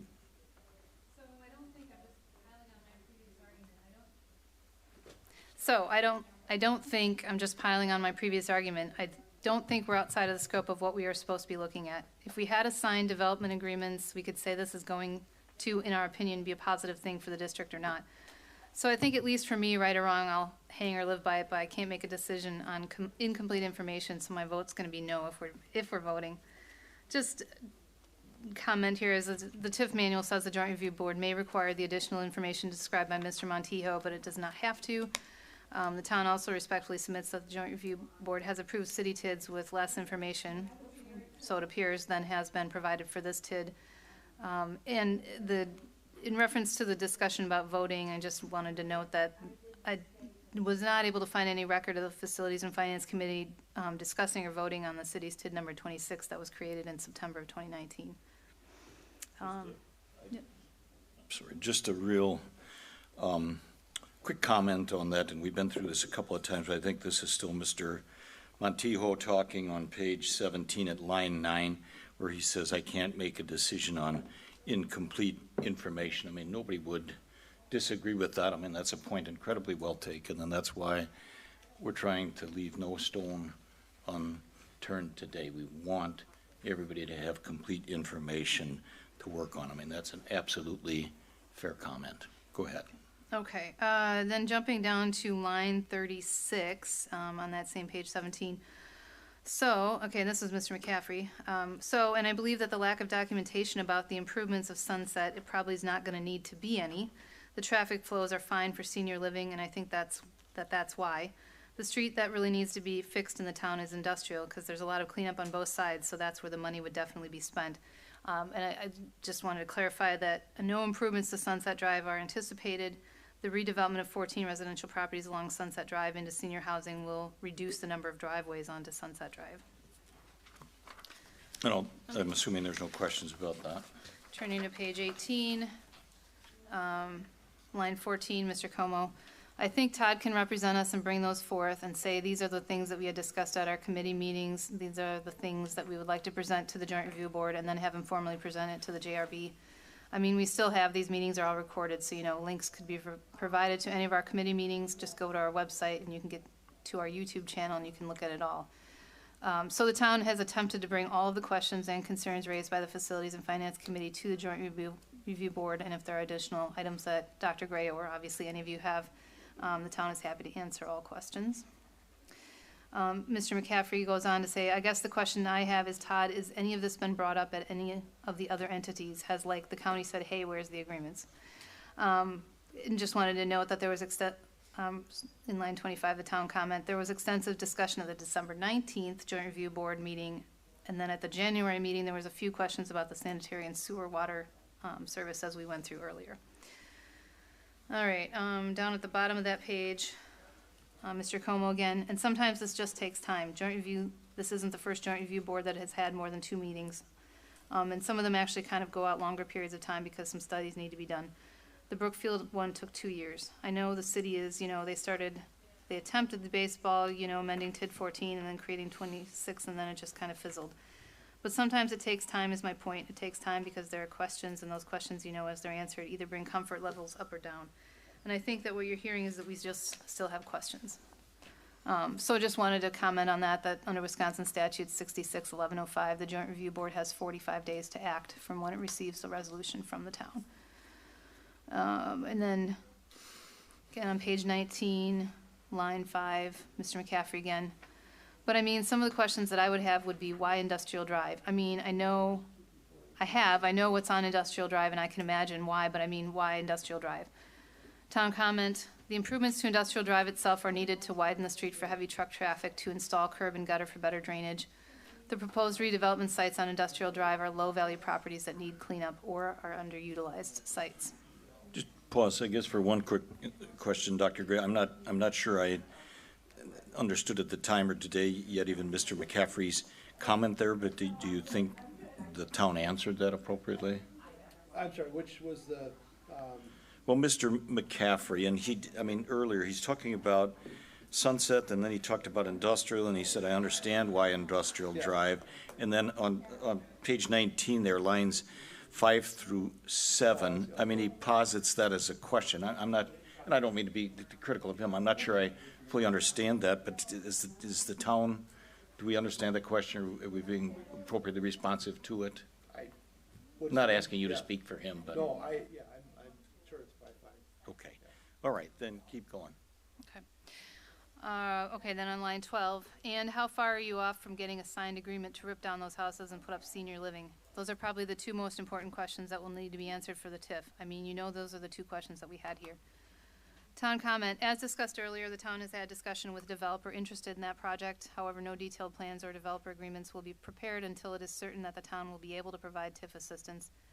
This project is shown as occurring in 2023 and 24 in the project plan, recognizing that it will take time to acquire all of the properties. Moving on to line 21, again from Mr. McCaffrey. Is there signed agreements, and why is there no improvements to Sunset? I think there doesn't need to be many improvements to Sunset, so the improvement is going to industrial, but that might be counterintuitive to the developments that we have talked about. Service Master or Storage Master isn't anywhere near industrial, and we're going to rip down some manufacturing facilities. Unless we're going to rip down some manufacturing facilities, the senior housing won't be going on industrial either, and cleaning up a bulk storage oil facility. I think that maybe my reading of that was that there's some confusion, maybe a little bit at the Facilities and Finance about where the project cost will be spent. But the town comment in response to that is that there are redevelopment sites throughout the district on Sunset, Prairie, and Industrial, as was shown to the Joint Review Board at the December 19th and January 21st JRB meetings. The construction costs will be spent on Industrial Lane. No improvements to Sunset Drive are needed. The development incentives will be used for redevelopment sites throughout the district. Cleaning up the bulk storage oil facility is one of the redevelopment sites.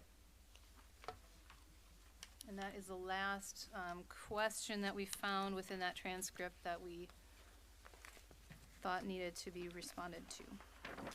Okay, thank you. We can go one of two directions. I mean, we can get into further discussion or questions at this point in time. I think my suggestion as an alternative to that would be to let Attorney Macy do his presentation. At this time, I don't think it's particularly lengthy, but maybe if he can kind of wrap that up, then we can go and discuss, and we can circle back. Is that acceptable to everybody? Okay, why don't you go ahead then? Thank you, Mr. Chairman. Actually, my handout is on, my outline is only 2 pages, and there's several attachments to the same. The town has asked me to address what appears to be some confusion as to what are the requirements of the applicable state statute. And that's the limited purpose for which I'm presenting this morning.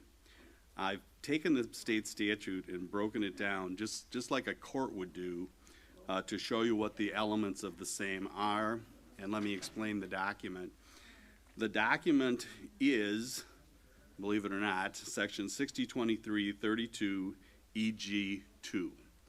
It's the entire statute broken down, bolded by each element, and then explain how we meet each of the requirements of each of the elements.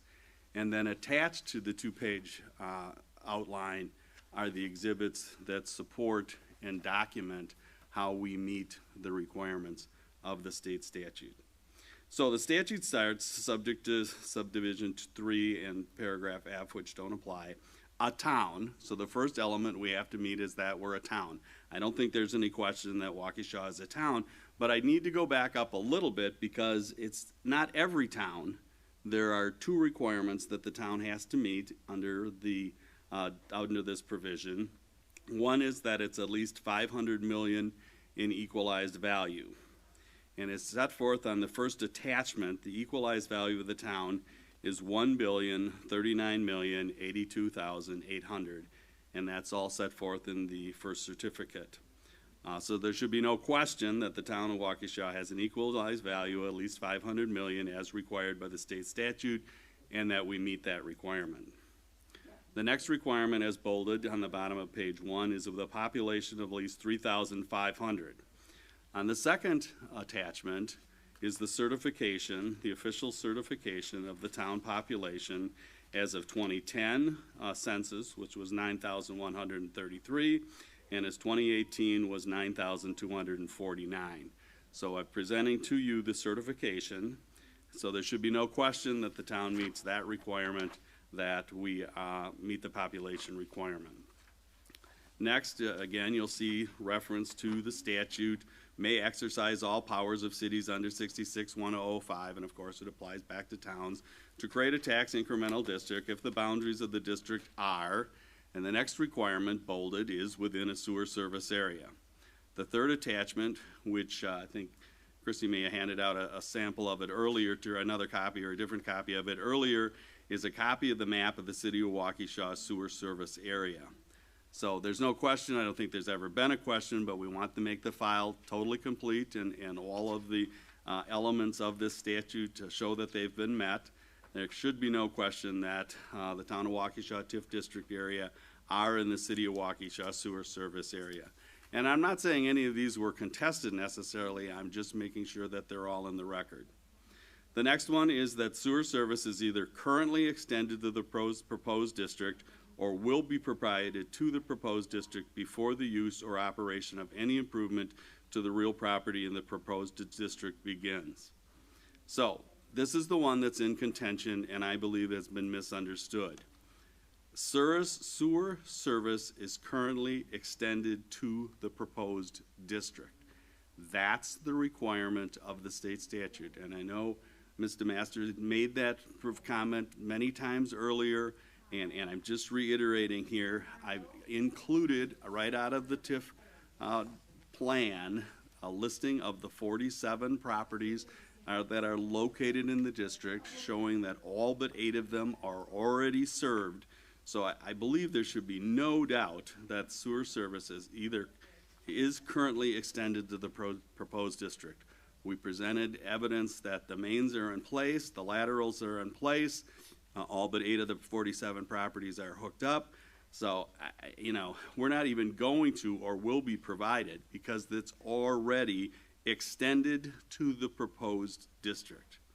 So as outlined in the documents provided to the Joint Review Board, there's no question that the sewer service is currently extended to the proposed district, is required by the state statute, and meets the requirement. The last requirement of the state statute is the sewer treatment is provided by a wastewater treatment facility that complies with Chapter 283. City of Waukesha sewer plant complies. I've listed 2 pages, the last 2 pages of my handout are the pertinent pages of the state list of wastewater treatment plants. The entire document is here. It's 32 pages long of all of the possible sewer plants that meet the requirements of Chapter 36.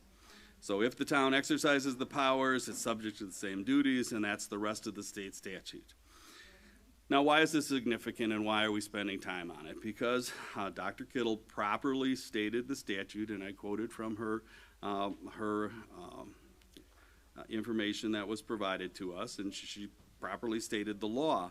But she also stated, and I show that, that the City of Waukesha, in its remarks to the Town of Waukesha regarding the proposed Town of Waukesha TID District number 1 project plan, specifically states that it will provide water and sewer service to, will not provide water and sewer service to the new users or increased upside facilities.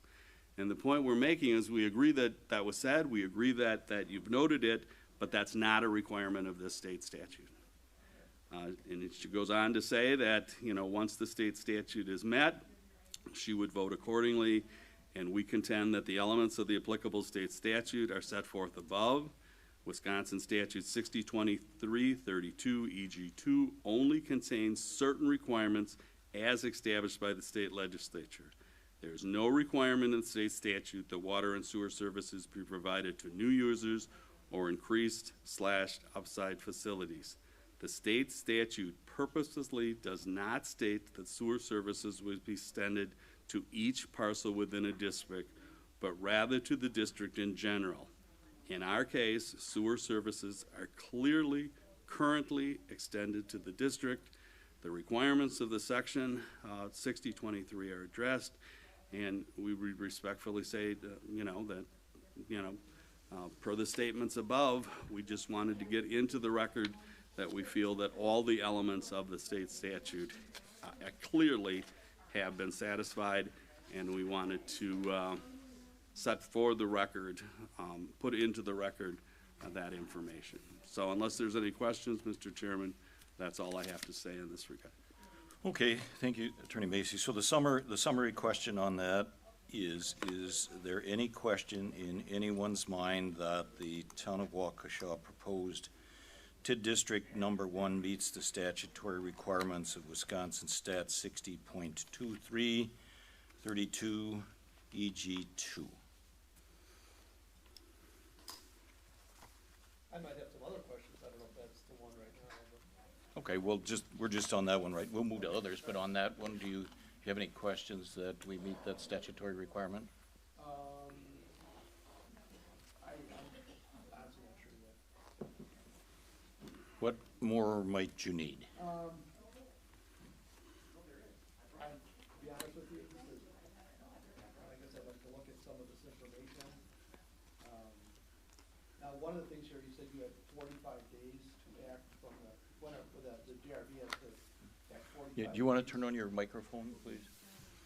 We're recording all this, we want to capture it. I'm in your response here, it says, under stats 661105, we have 45 days to act from when it receives a resolution from the town. What's the date that 45 degree, or 45 day? What day did they get it? Kathy, do you know what day? Well, what day did the Joint Review Board receive the resolution from the town? What date did you all receive that? Oh, I was going on the January 9th date, because January that's when you- 9th when you date? passed it, but, we would have received it at the next meeting, right? Or you- No, I think it's the prior to that. agenda? You would have received it before the next. Yeah, I probably have it in an email. All right, well, let's get that straightened out. Art? Check that date. All right, We're looking for 45 days. let's let her and everybody can check that out. I'm thinking that it was conveyed to members of Joint Review Board on January 16th, but I may be wrong, so let's see how many people we can get to answer that question. Oh, I probably have that in email too.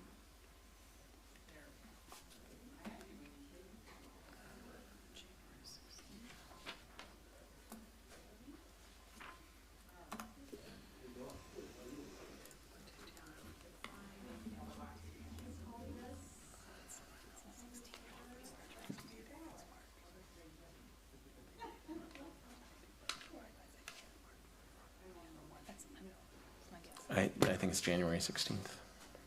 Okay. You think it's January Yeah, 16th?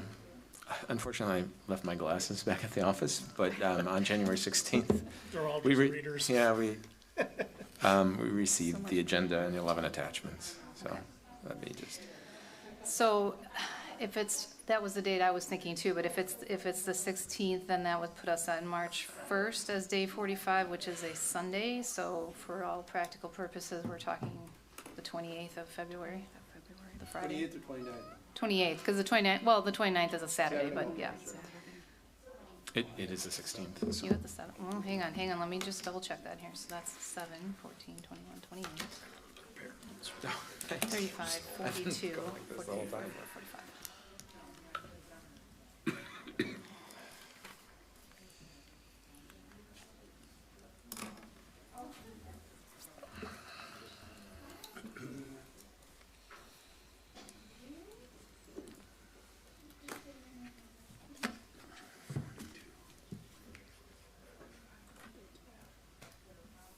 March 1st. From the 16th? Yeah, it's March 1st, so you're saying March 2nd? No, I'm saying March 1st. Or unless you.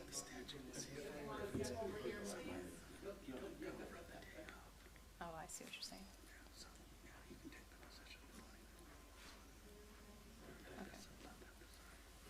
Okay.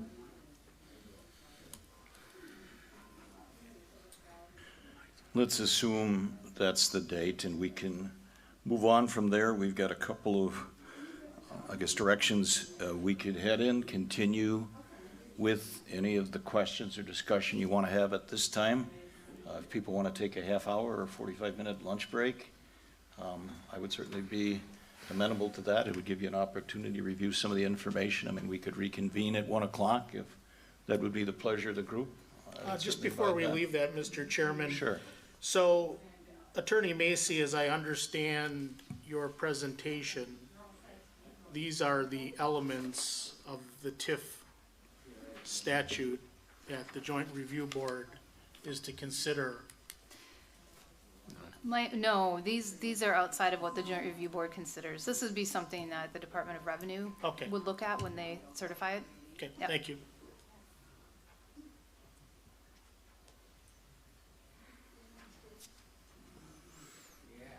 Do you want to break for a half hour or 45 minutes?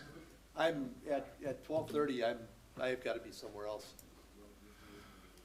All right, well, what time do you have to leave at? Probably 12:25.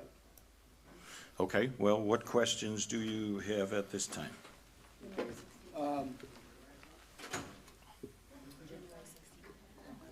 You talked about the city TIF 24, that that maybe it was, you know, was missing some pieces or was done in a different manner. That was a different board member who was on that joint review board. But, so am I bound by that decision? I mean, if another, joint review board member from our organization sat on that and approved it, would I be bound by that particular decision? I guess, and other people Who can said- respond to it, I think it's the circumstances that are relevant, not who sat on the board. From my point of view, it's the circumstances, the exemplar of the circumstances that's relevant.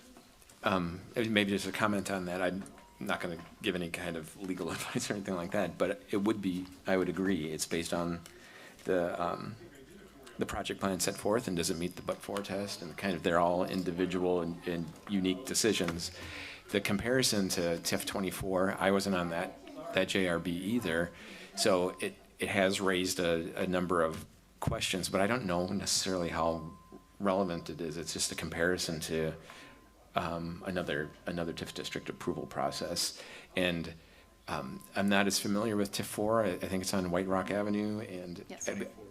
oh, that's 24. Sorry.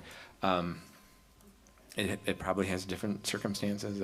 I don't know the specific details, so I'd have to take that back and review it. Yeah, I mean, those are fair comments. I guess it was just trying to bring forward examples of things that are, you know, reasonably similar to what we're talking about here, to say, you know, it's not uncommon for TIF districts to be approved without a developer agreement already signed and in place. It's not uncommon for TIF districts, especially when you're talking about this type of thing, where there's scattered redevelopment sites throughout a, you know, fairly large area. It's not uncommon for those things to take time, you know, over a period of years, multiple different developers. And so just wanted to add a little bit more support to the record for that. Again, I'm not as familiar with TIF 24, but was that a blighted area in the? I think I believe think so, yeah. it probably was. So, you know, issues with blighted property and declining values, and so I don't know if they're necessarily comparable or not. I mean, for all intents and purposes, the town would have gone either way with this particular proposed TIF district, whether blighted or the mixed use. It meets both designations, and I wouldn't have had a problem, you know, putting together a project plan that called it blighted or in need of redevelopment either. But I guess we decided to go with the mixed use because it falls under that criteria as well, and also. I guess the difference there is that there's a little bit shorter time period for expenditures with the mixed use as compared to the blighted, and so we thought that would be more favorably received to have this be a quicker time frame to turn it around in. And I don't disagree at all with what the county statements are, but for Dr. Gray's question, your members gave specific comments and we're addressing those comments. And one way we think it's appropriate to address those comments as a staff is to show that they didn't have those issues in the city's situation. You weren't here, Right. but somebody else voted in favor of it. And so, again, as Mr. Masters has put forth, you know, we just want everybody to be treated fairly and treated the same. And I don't know that some of your members were present necessarily either. So we were directed by your members to address all of these issues. That's why the transcript was put together, and that's why we're addressing each and every one of these issues, because they gave you the authority to vote based on the new information, and that's why we're providing the new information. Dr. Gray, are there additional questions that any of your school board members or finance and facility committee members had? Again, we haven't received any questions from anybody, No, so and I think they maybe got them to be late, actually, this morning, unfortunately, but, I haven't had a chance to go through them. I was literally 2 minutes from walking out the door, so, you're saying you got questions from them yeah, from one of the board members, or maybe possibly two, but one. as late as this morning? Yep, Oh my. well, I'm just, Let's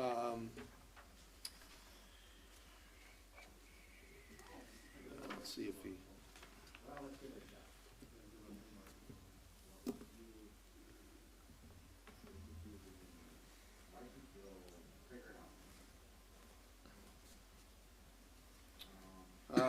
I guess it's more of statements than it is questions.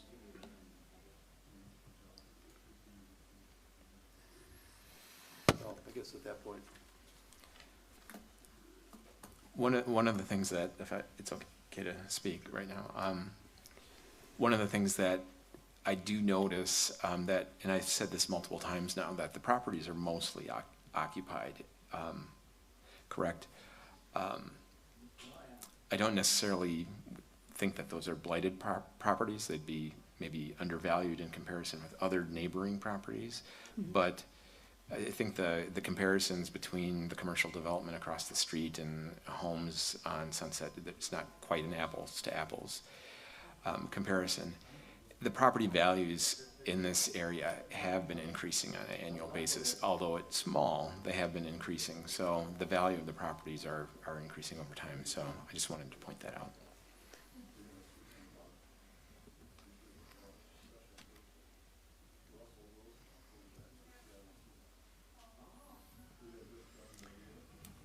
Are there questions on any of the minds of Joint Review Board members that have not yet been asked or answered? Can a TIF be used for the purpose of, I want to say protecting boundaries?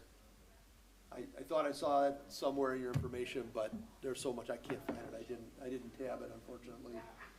But can a TIF be, have the purpose of protecting boundaries? Attorney Macy, do you want to try the answer to that, please? I'm not sure that I fully understand the question. I don't know that there's anything in the TIF law that would deal with that. Could it have the side effect of it? Certainly. You can't look at Brookfield Commons and not suspect that that entire project was done by the town of Brookfield to make sure that the town of Brookfield was going to continue to exist forever. The amount of debt and the size of that project pretty much guarantees that there will be a town of Brookfield forever. So I'm not going to say that there couldn't be a side effect of the TIF, but I don't think that directly relates to what the requirements of the law, Okay. that's. No, it's silent to that, I would say. Yeah.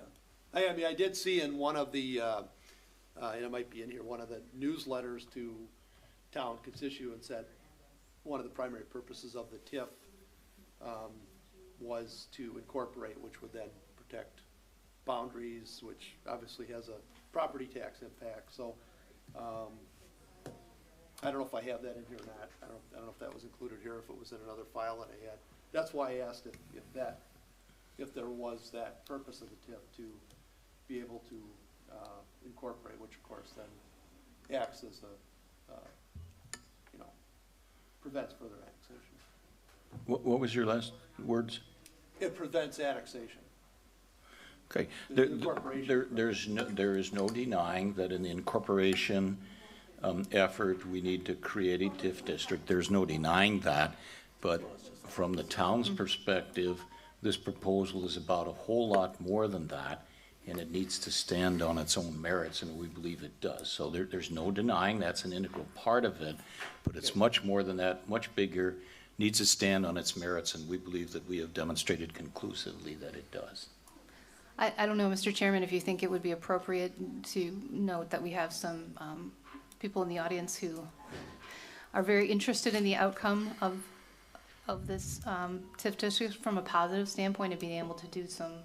Sure. Why don't you? Well, let me finish asking Dr. Gray's question if I could. First, can I answer his question very quickly? There's a particular state statute that allows when a town TIF occurs to transfer it to an incorporated TIF. So to say that it protects boundaries, no, that's not the intent of the TIF at all. I wanted to make that clear. So if you're referring to, some other piece, that's fine, but I wanted to make sure we had a complete answer. The legislature did not create the town TIF, in my opinion, to lock boundaries. That's Yeah. not, that's No, not part it of. was something I read in a town newsletter, so. Yeah, that and was so I just wanted to say that Okay. the legislature actually would say the opposite. Okay. Yes, I don't, oh, I'm just thinking, there's not public comment on the agenda, so if you're gonna call out specific people of the Okay. audience, then it probably would be fair to allow everybody to speak, correct? Fair enough. That's fair. And I don't even know if, not being on the agenda, if it's okay to do that, but as long as we have, Respectfully disagree, it's your meeting. Yeah, It's as long as we- different to have part of the staff presentation, call witnesses to testify. That's different than opening it up to the public. I'm sure at every one of the county board meetings, they allow people to speak, you know, that are on the agenda or the staff wants to use, and that's what Mr. Masters was referencing. But if the board's not of a mind to allow the staff to present that way, that's fine. We'll present any way that you want. I agree with Attorney Macy completely. So if we want to have a discussion, we can call whoever. Okay. We're not But- going to open it up to the public. If that's what the county representative is suggesting, that if we call someone as part of our presentation as a witness, that then we're opening up to the public. The staff is not going to call anyone because we're not opening up to the public. This is not a public hearing. We've had 3 public hearings. Everybody understand that? I agree. Okay. Something more, Dr. Gray? I don't know if this is pertinent now or not, but, he talks about the responsibility of the Joint Review Board to follow the law, which I understand. And then it talks about, it's the town's position that the Joint Review Board must approve the resolution if the statutory requirements have been met, and that you feel they've been met. What, in the case of, let's say, a joint review member votes no, and it doesn't get approved, and someone else perceives a violation, is there a potential for either civil or criminal violation? I mean, I guess I don't wanna, I get myself in enough trouble without doing this kind of stuff, so I guess I don't know if there's any way to determine,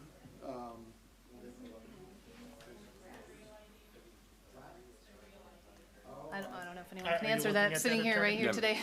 What, I don't- is your specific question, is that if it's denied, Well, can the let's- town sue? Absolutely. If the statutory requirements have been met and it's denied, Okay. can the town sue and ask the court to say that you inappropriately denied it? I think the answer is clearly yes. I mean, Okay. I mean, that would be true Yeah. of any, any action of any governmental body okay, that an aggrieved so party you would. would the suit go against individual joint review board members, or who would be, on the other end of that? That depends on whoever brings the lawsuit. If they believe that somebody violated individually violated the law, they could bring it against the individual. The norm would normally be to bring it against the body. There is rare instances where the individuals, but I'm not saying that doesn't exist. That depends on what the research of the attorneys would find as to, what the basis was. You know what I mean? I mean, in an extreme situation, they bring it against the individual. Yeah, Did that answer your question? yeah, And it would be an extremely extreme situation that it would be criminal. That would be that somebody violated a crime in the course of doing their duties, which generally you don't find in situations like this. I'm trying to answer your yeah, no, question completely. yeah.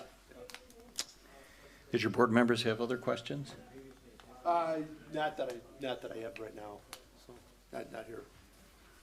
I mean, they did, but they haven't gotten them to me, so that's just the way it goes. Okay.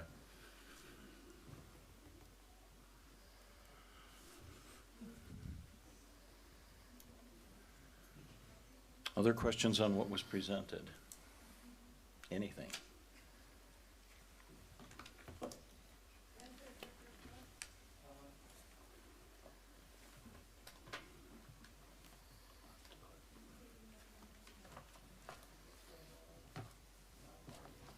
maybe just a general comment. I found the level of detail and the amount of work that you put into this and the documentation to be impressive and very complete. I started the meeting basically indicating that, well, let's go to the but-for test. You know, that's what we're here to do. You know, would this economic development occur with or without the TIF district? And kind of wanted to cut to the chase, but this was all very well done and very informative. So thank you to the town and all town staff that worked on this. Well, thank you for those kind words. I mean, when we're basically commanded to do due diligence, we took it seriously. So thank you for your kind words.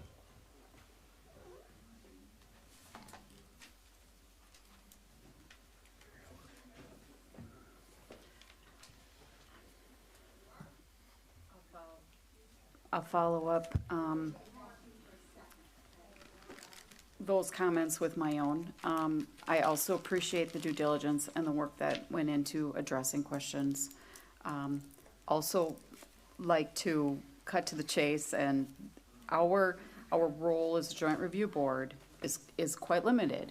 It is not, it is very specific as to why we're here and what our job is. So I have a couple of comments. I want to say that I appreciate the methodology of a pay-as-you-go TIF district. It is a very responsible way to go forward. I tend to always immediately have a positive thought when I see that, because it typically is a very responsible and a good way to go, rather than incurring a lot of debt hoping that things will pay off.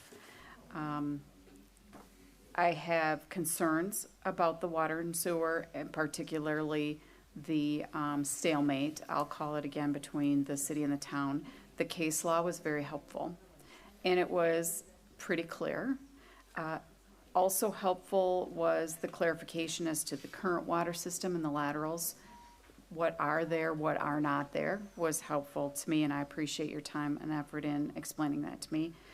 I identify with a couple of Mr. Cuomo's comments in the school district meeting. As you read them, as I read them, I did identify with a few of his comments, and particularly his desire that he stated for the city and the town to talk through and agree on some resolution for the future service and the status of that stalemate. And my words in my email to a town resident that were used in Attorney Macy's document are accurate. And I may not have stated it as eloquently as Mr. Cuomo did, but that was part of my statement, was trying to convey that desire that the two come to some sort of agreement. To me, this impasse has created kind of a chicken and an egg sort of dilemma for me. What comes first? Should the resolution and discussion and compromise, or whatever it might be called, agreement between the city and the town come first, and then the TIF district go through its process and be approved? Or is it going to require approval of the TIF district in order to get the city and the town to come to some agreement? I can't answer that question, and that is not my job. As a joint review board member, I don't believe that the answer to that question is necessarily my job. So I just need to look at the statutes, the requirements of the joint review board member, and assess the projects on those merits.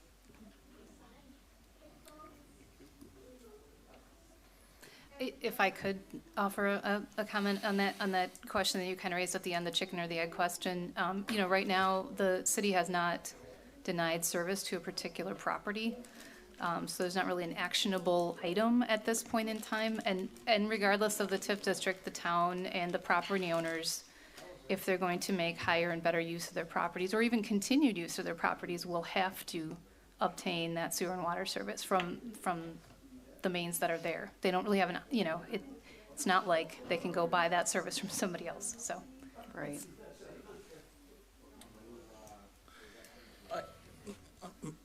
I understand the concern you expressed, Dr. Kittle, but if you, I'd even submit, take a look at the Town of Waukesha's home web page, okay? And on that, there's a statement, and I'm paraphrasing a bit, but the essence of it, and maybe Mike or John or Christie can help me, the essence of it is that the town endeavors to enter into intergovernmental cooperative relationships with its neighbors. That's the essence of it. And again, I commend you to go and take a look at it. We didn't write that up or put it on our town's website when we decided to try to create this TIF, okay? It's been there a long time, and I'm not gonna yap on long about it. That is the spirit of the town of Waukesha and the body of the town of Waukesha. Now, do we face situations such as the disagreement with the city of Waukesha? Of course, that's real life. We can't deny the reality of that, but I guess for me, two elements of it. If we could come to some easy and amicable and prompt solution or resolution to it, satisfactory to the town, we would do it. But the commitments are embodied in that agreement from 1988, and everybody has that. You've had it from some extended period of time. And what's been presented to today is you can even take, and Attorney Macy can help me, you could wish that aside. Take it and throw it out of your ring binder if you want. What Mr. Master and Attorney Macy have presented is service is there now, and it meets the statutory requirement. In that regard, I think it even makes that agreement, even though it's important, moot at the end of the day. Does it not, Attorney Macy? I mean, if we meet the statutory requirement, that's all that it asks. Well, I believe that's what Dr. Kittle was referring to when she said Yeah. that her role is limited and she looks to, you know, what the TIF plan is. I said, I believe that's what Dr. Kittle was referring to. Your role is limited and you look to the statutory requirements.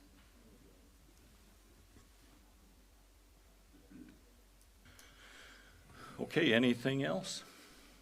Do we absolutely have to vote today versus later in the week or next week? I mean, there's been a number of pieces of information that have been introduced today, and I know you want to get on with this, but I mean, we still have some time.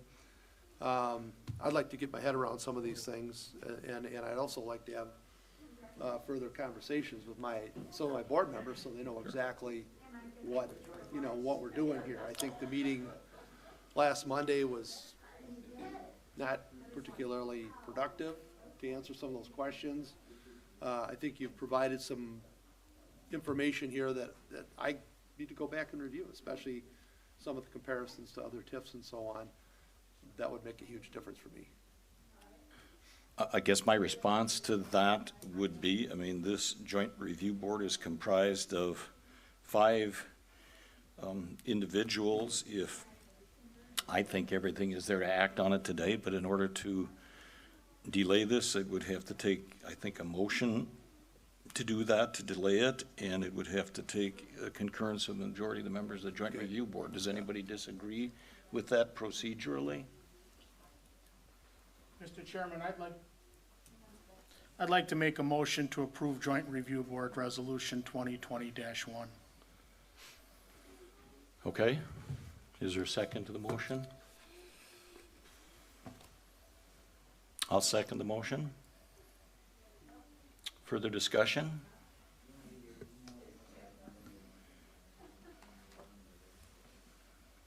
Amendments, further discussion? Are you prepared to vote? Maybe just some clarification here. When the TIF district was originally suggested, there was a move to have commercial development on Sunset, and I understand that due to zoning and extraterritorial zoning that the city has brought forward, the conversion to doing senior housing was made. I get that. Do we know if there's been a pro forma done on the cost that would take to combine those parcels, and if there'd be an appropriate rate of return for a developer to actually, what the size of the contribution from the TIF district would be, or how much you would use?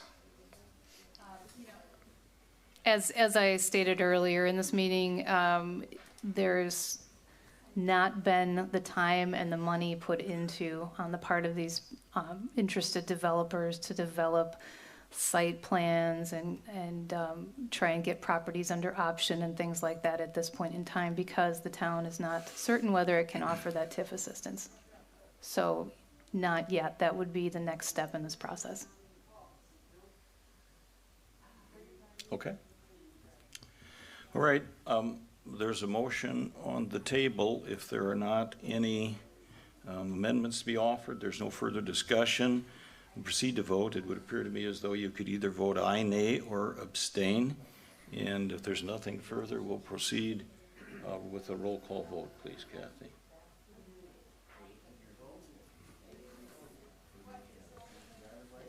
Dr. Kittle?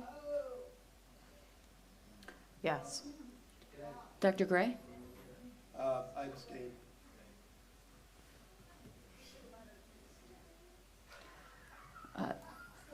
Andrew Telke. Telke? No.